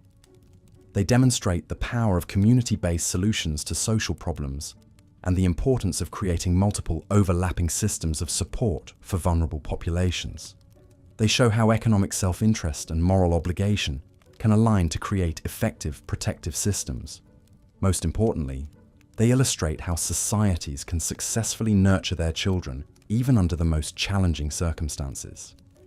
The children who grew up within these protective networks carried forward not just the practical skills and knowledge they had acquired, but also an understanding of their obligations to the next generation. Having been supported by their communities, they understood their responsibility to provide similar support to the children who came after them. This created a self-perpetuating cycle of protection and care that sustained medieval communities through centuries of hardship and uncertainty. As we examine these medieval networks of support, we see children who were far from helpless victims of circumstance.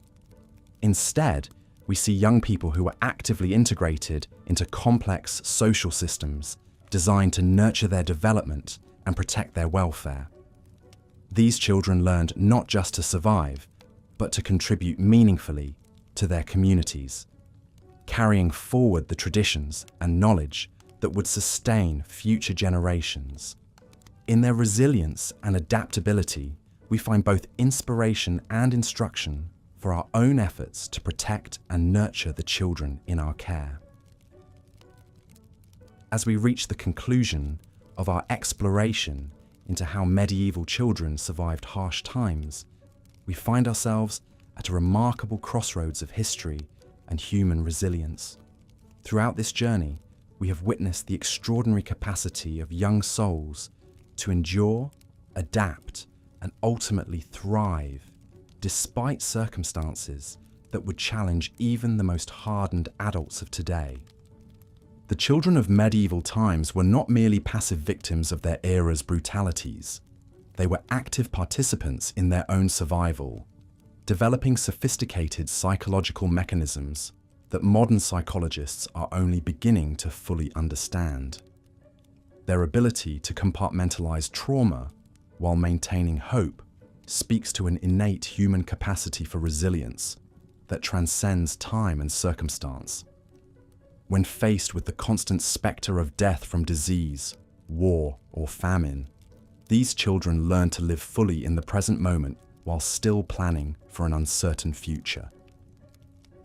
Perhaps most remarkably, medieval children possessed an emotional intelligence that allowed them to navigate complex social hierarchies with remarkable skill. They understood instinctively that survival often depended not just on physical strength or material resources, but on the ability to forge meaningful connections with others. Whether it was the bond between master and apprentice, the solidarity among village children, or the protective relationships within extended family networks, these young people recognized that their individual fate was inextricably linked to the well-being of their community. The educational systems of medieval times, while vastly different from our modern approaches, created individuals who were remarkably practical and adaptable. Children learned not through abstract theories but through direct experience and observation. They developed skills that were immediately applicable to their daily lives, whether it was learning to read the weather patterns that would affect the harvest, understanding the subtle social cues that could mean the difference between acceptance and rejection, or mastering the physical techniques required for their chosen trade. The role of storytelling and oral tradition in medieval childhood cannot be overstated. These narratives served multiple functions beyond mere entertainment. They were vehicles for transmitting cultural values, teaching moral lessons, and providing psychological comfort during difficult times. The stories of brave knights, wise queens, and miraculous saints gave children models of courage and resilience to emulate. More importantly, these tales helped children understand their place in a larger cosmic order, providing meaning and purpose even in the midst of suffering. The religious framework that permeated medieval life, while sometimes oppressive, also provided children with a source of strength and comfort that sustained them through their darkest hours. The belief in divine providence and the promise of eternal reward gave meaning to temporal suffering. The rituals and ceremonies of the church provided structure and predictability in an otherwise chaotic world. The concept of divine justice offered hope that wrongs would eventually be righted, even if not in this life. The seasonal rhythms that governed medieval life taught children profound lessons about patience, preparation, and the cyclical nature of hardship and abundance. They learned to work hard during times of plenty in preparation for leaner periods. They understood that winter always gives way to spring, that periods of suffering are followed by times of joy. This deep connection to natural cycles provided a framework for understanding and coping with the inevitable ups and downs of human existence. The guild systems and apprenticeship programs of medieval times created pathways for social mobility that, while limited, still offered hope for advancement. Children learned that through dedication, skill, and perseverance, it was possible to improve their circumstances. The master craftsman who had once been an apprentice served as a living example that progress was possible. This knowledge provided motivation and direction for young people seeking to better their lives. The extended family networks and clan structures that characterized medieval society created multiple layers of support and protection for children. When parents died or became unable to care for their offspring, aunts, uncles, grandparents, and cousins stepped in to provide care and guidance. This distributed system of responsibility ensured that children were rarely left completely alone to face the world's dangers. The practical skills that medieval children developed served them throughout their lives and equipped them to face whatever challenges arose. They learned to be resourceful, to make do with limited materials, and to find creative solutions to complex problems. These abilities served them well not only in their daily survival, but also in adapting to changing circumstances as they arose. The social intelligence that medieval children developed allowed them to navigate complex interpersonal relationships with remarkable skill. They learned to read people's motivations, to understand the unspoken rules that govern social interaction, and to build alliances that could prove crucial in times of need. This emotional sophistication helped them not only survive, but thrive in their challenging environment. The legacy of medieval childhood survival strategies continues to resonate today. In our modern world, where children face different but equally challenging circumstances, we can learn valuable lessons from their medieval predecessors. The importance of community support, the value of practical education, the power of storytelling and meaning-making, and the necessity of developing emotional resilience remain as relevant today as they were centuries ago. Modern child psychologists and educators are increasingly recognizing the wisdom embedded in many medieval approaches to child rearing. The emphasis on experiential learning, the integration of work and education, the importance of intergenerational relationships, and the value of spiritual and cultural frameworks for making sense of life's challenges all have applications in contemporary settings. The children of medieval times remind us that human beings possess an extraordinary capacity for adaptation and survival. They show us that even in the face of seemingly insurmountable challenges, the human spirit can not only endure, but flourish. Their example teaches us that resilience is not just about individual strength, but about the collective support systems that communities create to protect and nurture their most vulnerable members. As we reflect on these lessons from the past, we are reminded of our responsibility to create environments that support the healthy development of children in our own time. While we may face different challenges than our medieval ancestors, the fundamental needs of children remain constant. The need for security, belonging, purpose, and hope. By learning from the strategies that enabled medieval children to survive and thrive, we can better equip ourselves to meet these needs in our contemporary world. The story of medieval childhood is ultimately a story of triumph over adversity, of the human capacity to find light in darkness, and of the enduring power of community, faith, and hope to sustain us through life's most difficult challenges. It reminds us that while circumstances may change, the fundamental human need for connection, meaning, and purpose remains constant across the centuries. In honoring the memory of these remarkable young survivors, we commit ourselves to creating a world where all children have the support, resources, and opportunities they need not merely to survive, but to flourish and thrive.